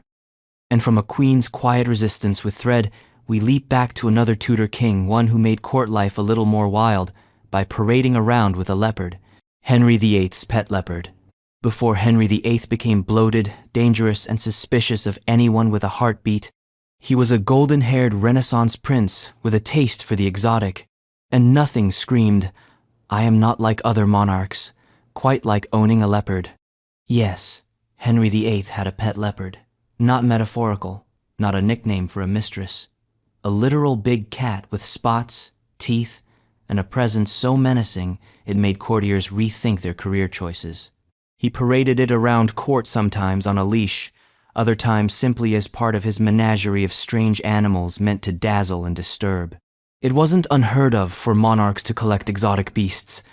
Lions had long symbolized royal strength. Monkeys were amusing, parrots stylish. But a leopard? That was a power move, and a practical nightmare. Leopards are not known for their domestic manners. The animal likely lived at the Royal Menagerie in the Tower of London, a terrifying zoo of sorts, filled with gifts from foreign rulers who thought a rhinoceros or tiger was just the thing to impress a Tudor king. Henry's leopard was among these, and his favorite, according to some accounts. Having a leopard also gave Henry something other kings didn't have: fear. People were already intimidated by his size, his temper, and his increasingly unhinged policies. Add a predator to the mix, and you get a court where flattery wasn't just encouraged, it was survival. The leopard, of course, was less a pet and more a symbol of Henry's untouchability, his theatricality, and his flair for blurring the line between admiration and alarm. From teeth to tapestry to claws, we now slip into something even grander: a custom bed engineered not for rest, but for hosting more company than most guest lists allow. Edward VII is back, and this time he brought the furniture. Edward VII's giant bed. There are beds. And then there's Edward VII's bed in Paris, a legendary piece of furniture, reportedly large enough to accommodate at least 4 people comfortably, possibly more, depending on the level of royal mischief involved. The bed was located in the famous Le Chabanais, a Parisian brothel that made Buckingham Palace look like a Sunday school. Edward, who traveled under the charming alias Mr. Bertie, was a regular guest. But he wasn't just dropping by. He had a custom bed built to his specifications: wide, sturdy, decorated with swans and gilded flourishes, and fitted with handles discreetly for support. It was a kind of anti-throne. Not a seat of power, but a platform of pleasure, and Edward made full use of it. The stories that survive are almost cartoonish. Champagne baths, velvet walls, waitstaff who knew his preferences by heart. It was debauchery wrapped in expensive sheets. And yet, back home, Edward managed to maintain his reputation as a genial diplomatic figure. His reign was surprisingly competent. He smoothed over international tensions. He modernized the monarchy. And all the while, he carried with him the charm of a man who knew both how to behave at court and how to misbehave anywhere else. The bed now survives as a relic of Belle Epoque excess, a symbol not only of royal indulgence, but of a time when kings could disappear into the shadows of another country and live like myth. And from the extravagantly horizontal to the diplomatically symbolic, our next monarch didn't rule with furniture, she ruled with gloves. Elizabeth I used them as gifts, weapons, and silent declarations of power. Elizabeth I's gloves diplomacy? In a court where every curtsy was a statement and every glance a gamble, Queen Elizabeth I wielded gloves like a general wielding swords. They weren't just accessories, they were signals, gifts, and sometimes warnings. Elizabeth had hundreds of gloves, embroidered, perfumed, bejeweled. Some were stitched with verses, others came in colors chosen for political significance. But what made them truly powerful was not how they looked, but how she used them. In Tudor politics, gift-giving was its own language, and Elizabeth spoke it fluently. When she offered gloves to a courtier or foreign envoy, it wasn't a gesture of warmth, it was a message. An elevated hand, a sign of favor. You had been touched quite literally by the Queen's approval. It might be temporary, of course. All of her affections were. But for a moment, you were lifted. She often gave gloves to ambassadors, particularly when negotiations were delicate. France, Spain, the Netherlands all received these fragrant tokens. They were subtle weapons in her arsenal of performative diplomacy. She would sometimes remove a glove in dramatic silence when displeased. That, too, spoke volumes. A gloved hand could bless or damn sometimes in the same week. And then there was the practical side. Gloves masked the effects of her famously lead-based makeup and covered signs of aging that could be seen as political weakness. To the end of her life, Elizabeth used her body, or the concealment of it, as a site of control. Today, many of her gloves survive in museums, fragile but telling. They are not relics of vanity, but of strategy. Each pair is a whispered negotiation, a royal poker face stitched in silk. From gloves as diplomacy, we now travel to the other end of fashion, a monarch who changed clothes 4 times a day and still wasn't satisfied. Welcome to the fashion fever dream of George IV. George IV's obsession with clothes. George IV wasn't content to just wear clothes. He consumed fashion, devoured it, redefined it, and in many cases, drowned in it. Where other kings dressed to rule, George dressed to be seen and then to be remembered. He changed outfits as often as he changed opinions, sometimes 4 or more times a day, depending on the event, the weather, or his mood. Morning coat, riding ensemble, hunting attire, dining waistcoat, evening regalia, and always something elaborate for lounging. Even his pajamas were rumored to have embroidery. This wasn't just vanity, though it was certainly that. George saw fashion as theater, and he cast himself as both lead actor and costume designer. He was Britain's first royal fashion influencer, long before social media made it a job title. He patronized tailors on Savile Row, obsessed over French cuts, and introduced new styles to England simply by walking into a room. And then, of course, there was the cost. By the time he was king, George had racked up staggering debts, much of it tied to his wardrobe. He once commissioned a suit woven from gold thread, only to decide he didn't like the way it shimmered in candlelight. Gone. Replaced by something better, or shinier, or newer. Courtiers mocked him, satirists skewered him, and Parliament sighed loudly. But George didn't care. Because when he looked in the mirror, he saw not a flawed king or an extravagant debtor. He saw the most fashionable man in Europe, and for him, that was enough. From satin to sandwiches, the next royal moment is both bizarre and adorable. A monarch sharing a snack and a screen with a beloved animated bear. Elizabeth II's marmalade sandwich joke. In a career spanning more than 70 years, Queen Elizabeth II rarely strayed from tradition. But during the Platinum Jubilee celebrations in 2022, she surprised the nation by sitting down for tea with Paddington Bear. The sketch opened like any royal engagement, polished, controlled, familiar. The Queen and Paddington sat opposite each other at Buckingham Palace. He was his usual, charmingly clumsy self, and she was smiling, genuinely. The setup was simple: tea, manners, chaos. But then came the marmalade sandwich moment. As Paddington offered her one from under his hat, the Queen responded with deadpan brilliance. "So do I. I keep mine in here." And with that, she pulled a marmalade sandwich from her handbag. It was funny, it was touching, and it was immediately iconic. The joke wasn't just a clever script, it was a piece of symbolic perfection. The Queen, known for her carefully unreadable expression and tightly curated public persona, had just revealed a secret whimsy. A lifelong monarch joking with a fictional bear over smushed citrus preserves. The British public loved it. The internet turned it into a meme storm. It wasn't just that the Queen had a sense of humor, it was which humor. Dry, surreal, and thoroughly British. A marmalade sandwich as a national unifier? Only in Britain. More importantly, the skit humanized her. After decades of dignified detachment, here she was, playing along with Paddington like a mischievous grandmother, reminding the world that being sovereign didn't mean being solemn. And it was more than just a joke. Just a few months later, when the Queen passed away, thousands of mourners left marmalade sandwiches outside royal palaces. One quiet laugh had become a farewell. From tea with bears to chemicals in the basement, we now enter the strange lab of Charles II, a king with a passion for experimental science. Charles II's laboratory.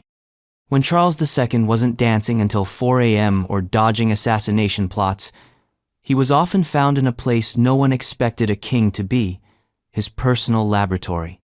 Tucked into the Palace of Whitehall, the merry monarch became, in private, a surprisingly serious scientist.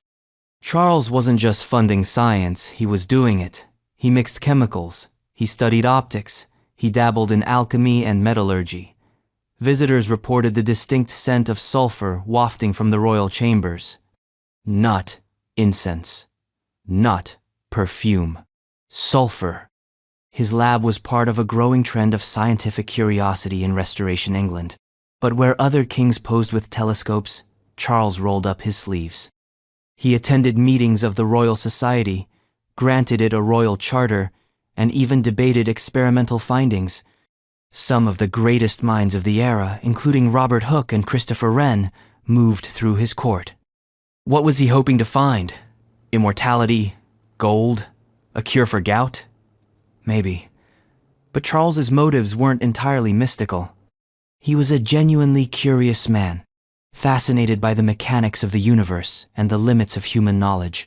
A monarch by birth, but a tinkerer at heart. His scientific dabbling also served a political purpose. Post-Civil War, England needed a king who seemed forward-looking, modern, and interested in more than just lineage. Charles's interest in science gave him intellectual credibility and a bit of mystique. One legend has him watching the weather from his rooftop, collecting data like an amateur meteorologist. Another shows him dissecting animals. The truth, somewhere in between. From beakers and blueprints to bridles and braying, we now return to Queen Victoria, who despite commanding half the globe, still found joy riding donkeys in the Scottish Highlands.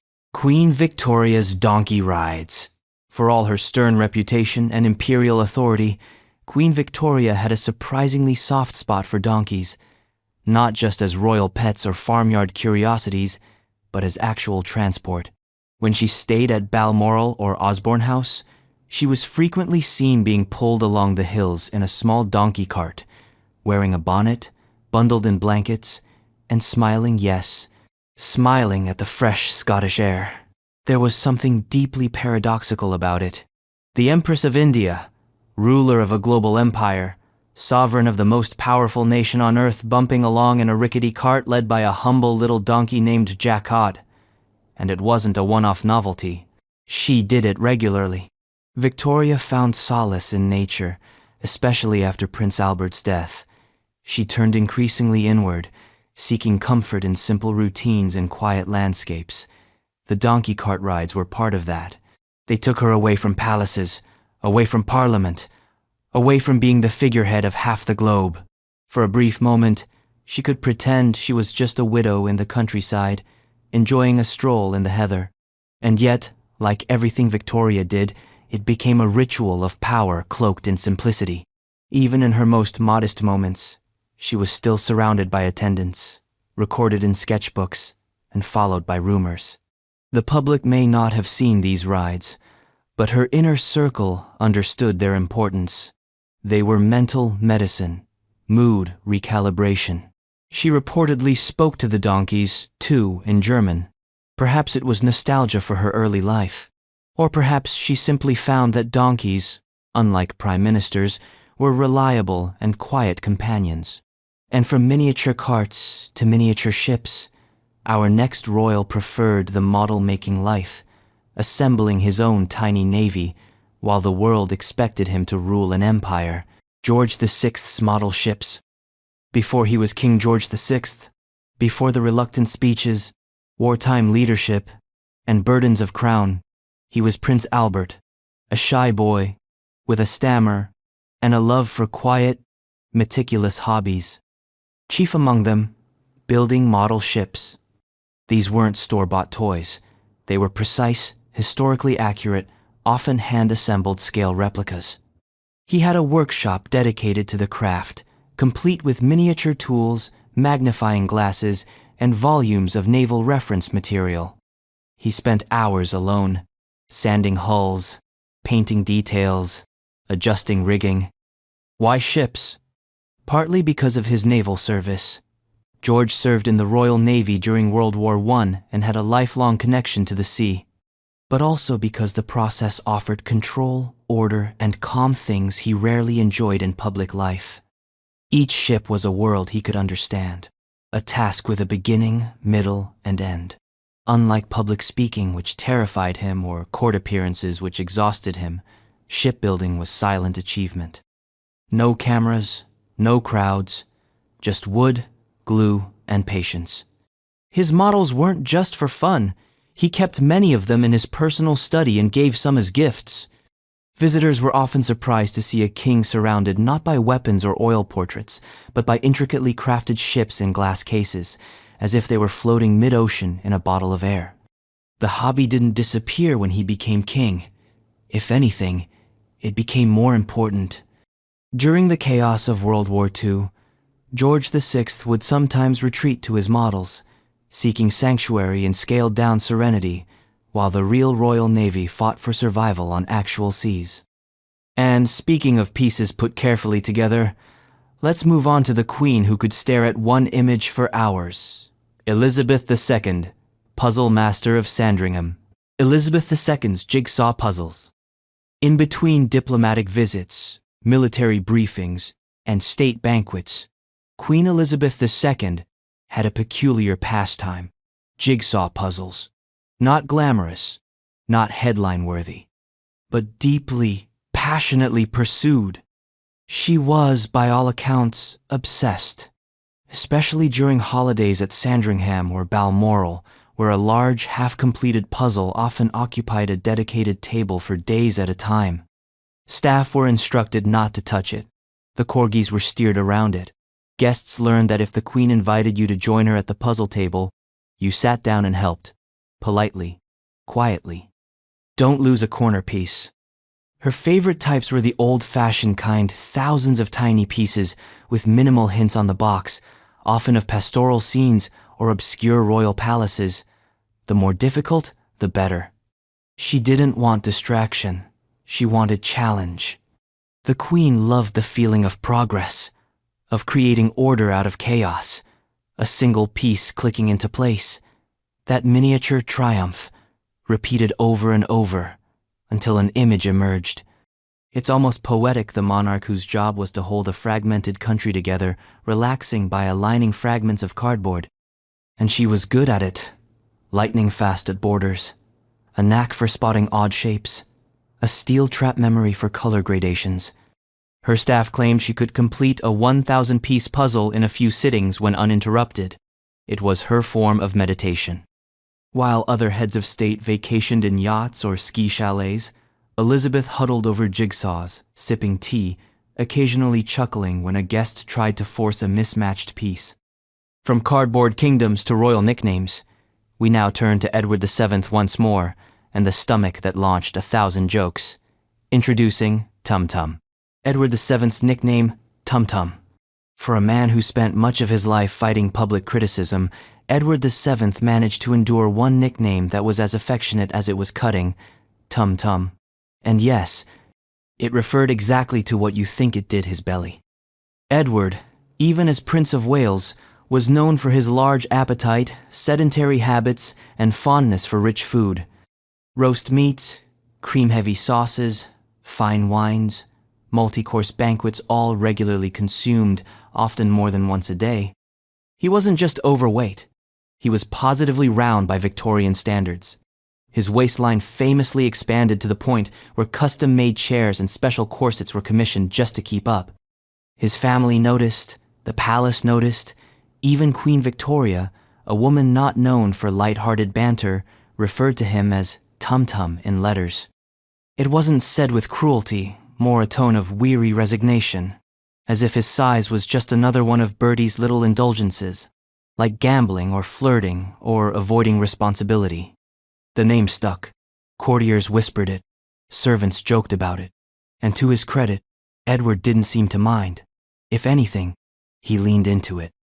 He dressed well, carried himself with surprising grace, and turned his girth into part of his brand, the bon vivant prince who laughed, ate, smoked, and lived well. And when he finally became king, he surprised everyone by reigning with dignity, diplomacy, and an unexpectedly keen political mind. Tum Tum may have waddled into the throne room, but he ruled it with confidence. And from one royal indulgence to another, next we turn to Henry VIII, once again, who, when not rewriting the country's religion, was busy folding paper into heart-shaped love notes. Henry VIII's love letters.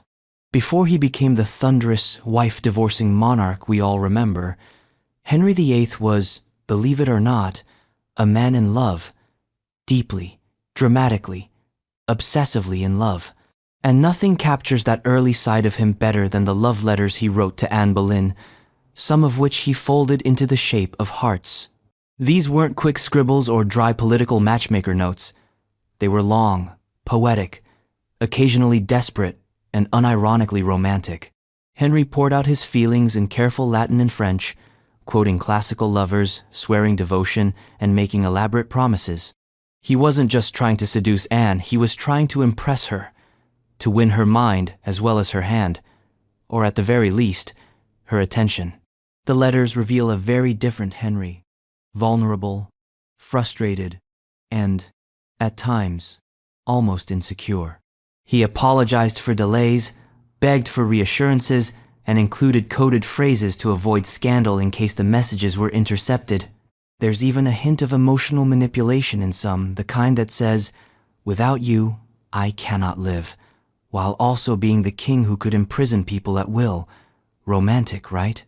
The physical letters still exist, preserved in the Vatican Library. Yes, the Vatican, because somehow the Pope's people ended up with the private love notes Henry wrote to the woman he would later defy Rome to marry. The irony practically glows on the page. And the folded hearts? A flourish of courtly love, echoing medieval traditions. A king, folding parchment into a symbol, and sending it secretly down palace halls, a ruler reduced to a teenage lover, nervously waiting for a reply. But from passionate parchment to passion for pearls, Elizabeth I took adornment to an entirely different level, thousands of pearls sewn into her gowns and woven into her legend. Elizabeth I, Pearl Addiction. If power had a texture during the Elizabethan era, it would be pearls, cool, smooth, luminous, and in Queen Elizabeth I's case, absolutely everywhere. Her obsession with pearls wasn't just a fashion choice. It was a political strategy, a visual language, a white, shimmering armor. In portraits, she is practically drenched in them, strands looped around her neck, embedded in bodices, dangling from earrings, stitched into gloves and shoes. Gowns carried hundreds, sometimes thousands of individual pearls, all carefully placed to catch candlelight and admiration. Why pearls? Because they symbolized purity, and Elizabeth, the so-called Virgin Queen, leaned hard into that branding. By adorning herself in pearls, she visually reinforced her status as untouchable, unowned, and unearthly. She became part myth, part monarch, wrapped in layers of strategic opulence. And they weren't cheap. Pearls were among the most expensive gems of the time. They came from the Persian Gulf, Sri Lanka, and other distant waters, passed through traders, nobles, and royal gift exchanges. Elizabeth collected them obsessively, often refusing to return borrowed sets and demanding more from suitors and allies as tribute. To give Elizabeth pearls was to pledge loyalty. Some historians estimate that she owned over 3,000 distinct pieces containing pearls by the end of her reign. And no, she didn't repeat outfits. Even in old age, when her real teeth had blackened and her skin had withered under layers of white lead, Elizabeth continued to wear the pearls, because the illusion had to remain intact. She was eternal, ageless, invincible, or so the pearls said. And while Elizabeth used pearls to enchant her subjects, her descendant George IV tried something a little taller, a royal pet giraffe, with more neck than political tact. George IV's pet giraffe. In 1827, George IV received one of the most bizarre and attention-grabbing gifts in royal history, a giraffe shipped all the way from Egypt. It was 7 feet tall, had enormous blinking eyes, and absolutely no business being in London. But for George, who loved spectacle more than sensibility, it was perfect. The giraffe was a diplomatic gift from Muhammad Ali of Egypt. No, not the boxer, the other one. And it instantly became a national sensation. George, already known for his exotic tastes, see Brighton Pavilion, gold-threaded waistcoats, and excessive breakfasts, was over the moon. He had the giraffe housed at the Royal Menagerie in Windsor, where curious nobles and bemused servants gawked at it daily. Special accommodations had to be made. Giraffes don't exactly blend into English architecture, and feeding one meant importing a steady supply of acacia and other non-British flora. It didn't do much, mostly stood around, blinked, and got cold, but it looked majestic, which was good enough for George. Artists painted it, poets wrote about it. London society became giraffe mad, with giraffe-themed hats, giraffe fabrics, and even giraffe-shaped pastries. It was the animal equivalent of a royal fashion trend. And like many of George's whims, it wasn't particularly sustainable. The giraffe didn't live long, unable to adapt to the wet, chilly English climate. But for a moment, it was the centerpiece of royal eccentricity, a living proof of the king's connections, his flair for drama, and his relentless pursuit of novelty. From exotic animals to even more exotic beverages, we now return to Elizabeth II, who, over her reign, received thousands of bottles of Scotch whiskey, most of which she never even opened. Elizabeth II's Scotch collection. While Queen Elizabeth II was never known to be a heavy drinker, she did possess what may be one of the largest private whiskey collections in the UK, entirely by accident. Over her 70-year reign, she received thousands of bottles of Scotch whiskey as official gifts, diplomatic offerings, and ceremonial tributes. Every state visit, royal tour, or Highland Games appearance brought a new bottle, sometimes aged, sometimes rare, sometimes hilariously mediocre, but always respectfully presented in velvet boxes, tartan wraps, or engraved crystal decanters. Distilleries across Scotland practically competed to send her their finest and flashiest single malts. It wasn't because she drank them all. In fact, the Queen was famously moderate. Her daily drink, if any, was a modest gin, and Dubonnet hardly the stuff of pub legends. But Scotch? That was a symbol, especially in Scotland, where it represented national pride, craft, and tradition. Rather than consume the collection, Elizabeth quietly stored it. Some bottles were placed in royal archives, others locked away in cellars at Balmoral and Windsor. Over time, it became a liquid museum, tracing the Queen's travels and engagements through carefully aged casks. Palace staff joked about it. One former footman recalled opening a cabinet and finding over 50 untouched bottles from a single tour of the Highlands. Another remembered delivering a diplomatic gift from Japan, only to find it added to a growing shelf labeled "Spirits, received not to be drunk." Despite the volume, she respected the gesture. She'd thank each giver, smile, and sometimes hold the bottle aloft for photographers. But mostly, she just kept them. Because while Elizabeth may not have downed every dram, she understood that whiskey, like monarchy, is mostly about presentation. And from unopened bottles to unopened fortunes, we next visit Mary I, whose vice wasn't drink but dice. Let's roll into her surprising hobby, gambling. Mary I's hobby of gambling. Of all the Tudor monarchs, Mary I is probably the least associated with fun. Nicknamed Bloody Mary by later Protestants, she tends to be cast as dour, tragic, and fiercely pious. But beneath the political shadows and religious storms, young Mary once had a hobby that surprised even her closest attendants. She loved to gamble. As a teenager, long before the throne and the tragic reign, Mary enjoyed dice games, card tables, and occasional wagers on tournaments or races. In letters and expense accounts, there are references to her playing games like Primero, a forerunner of poker, and Hazard, a dice game popular among the Tudor nobility. She wasn't always a high roller, but she played often.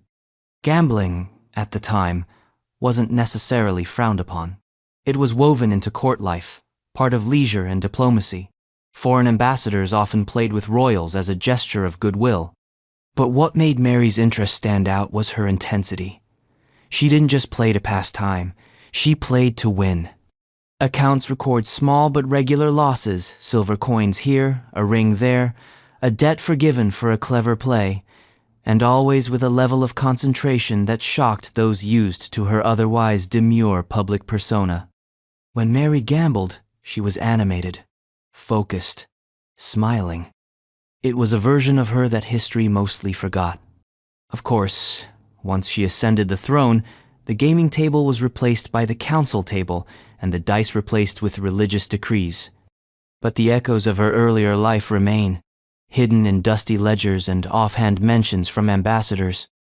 And from dice games in velvet halls, we move to Velvet Paws, Charles II's royal spaniels, who were so beloved they got a breed named after them, and sometimes a spot in the royal bed.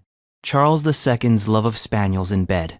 In the sprawling chaos of Charles II's court, where politics blurred with partying, and every corridor whispered with scandal, there was one constant: dogs.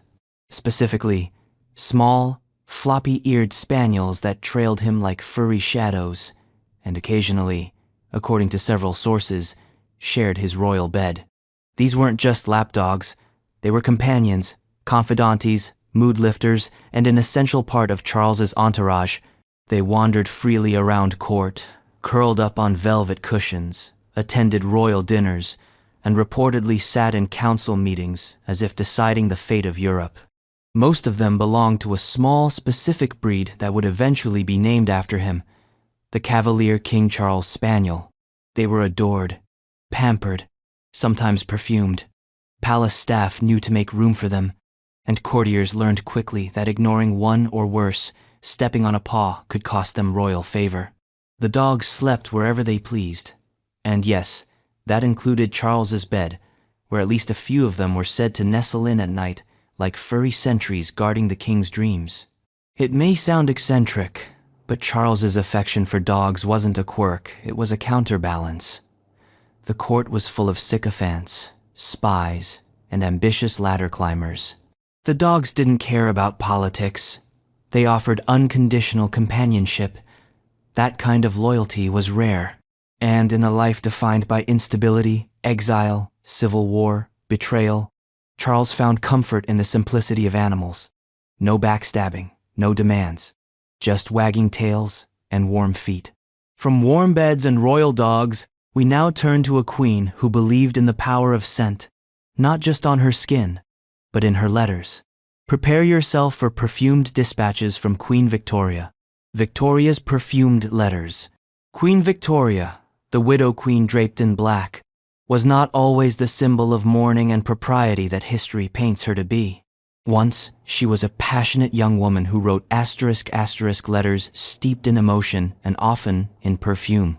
To Prince Albert, her beloved husband and consort, Victoria wrote constantly. Their correspondence was a mix of romantic declarations, political updates, and intimate musings. But what made her letters stand out even more than their frequency or flourish was that she often scented them with her personal perfume before sealing them. Imagine receiving a royal letter, ink still fresh, the Queen's script looping with practiced elegance, and a faint but unmistakable scent wafting from the parchment. It wasn't random.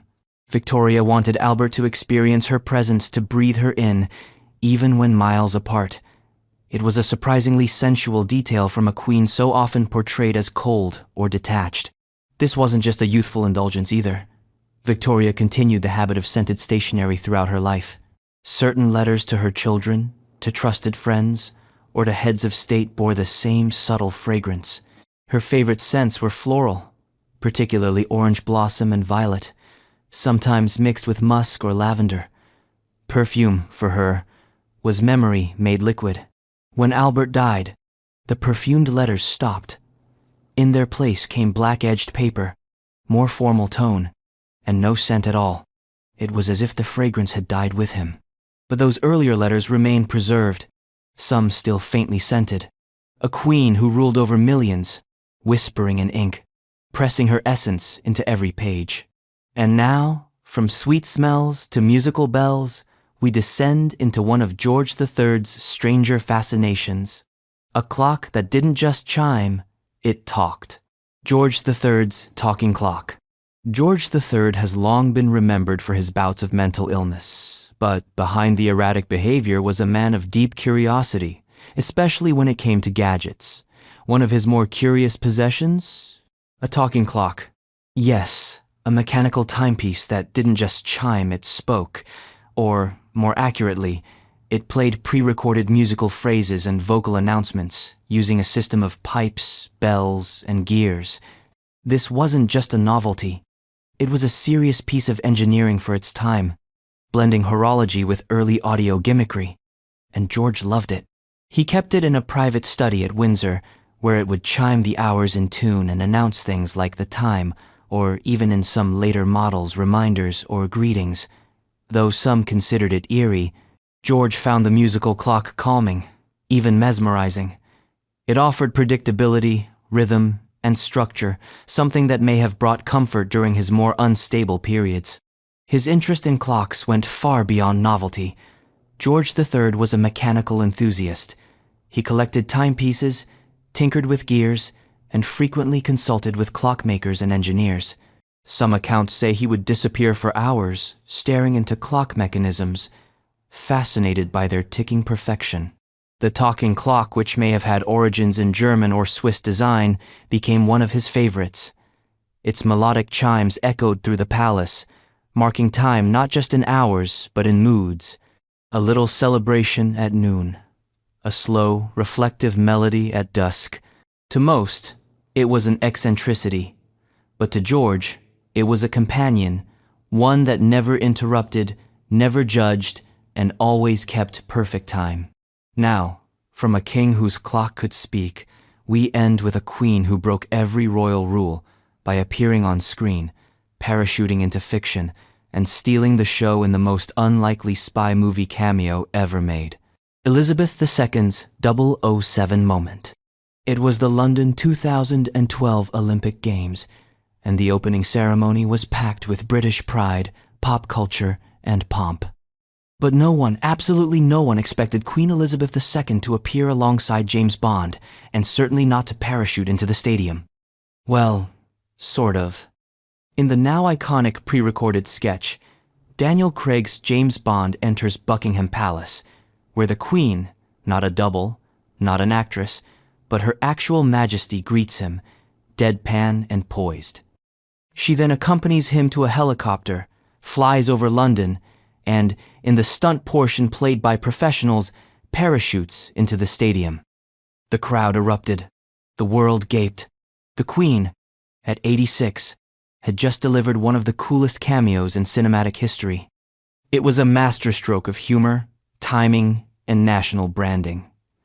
Elizabeth had always understood the power of symbolism, and here, she reinvented herself again, not as a staid monarch, but as a pop icon. By aligning herself with Bond, she reminded the world that Britain's soft power came not just from history, but from cultural myth-making. What made it work? The Queen's unshakable stoicism. She played it completely straight. No winks, no smirks. That made it funny and deeply British. She didn't have to be funny. She just had to exist in the joke with utter sincerity.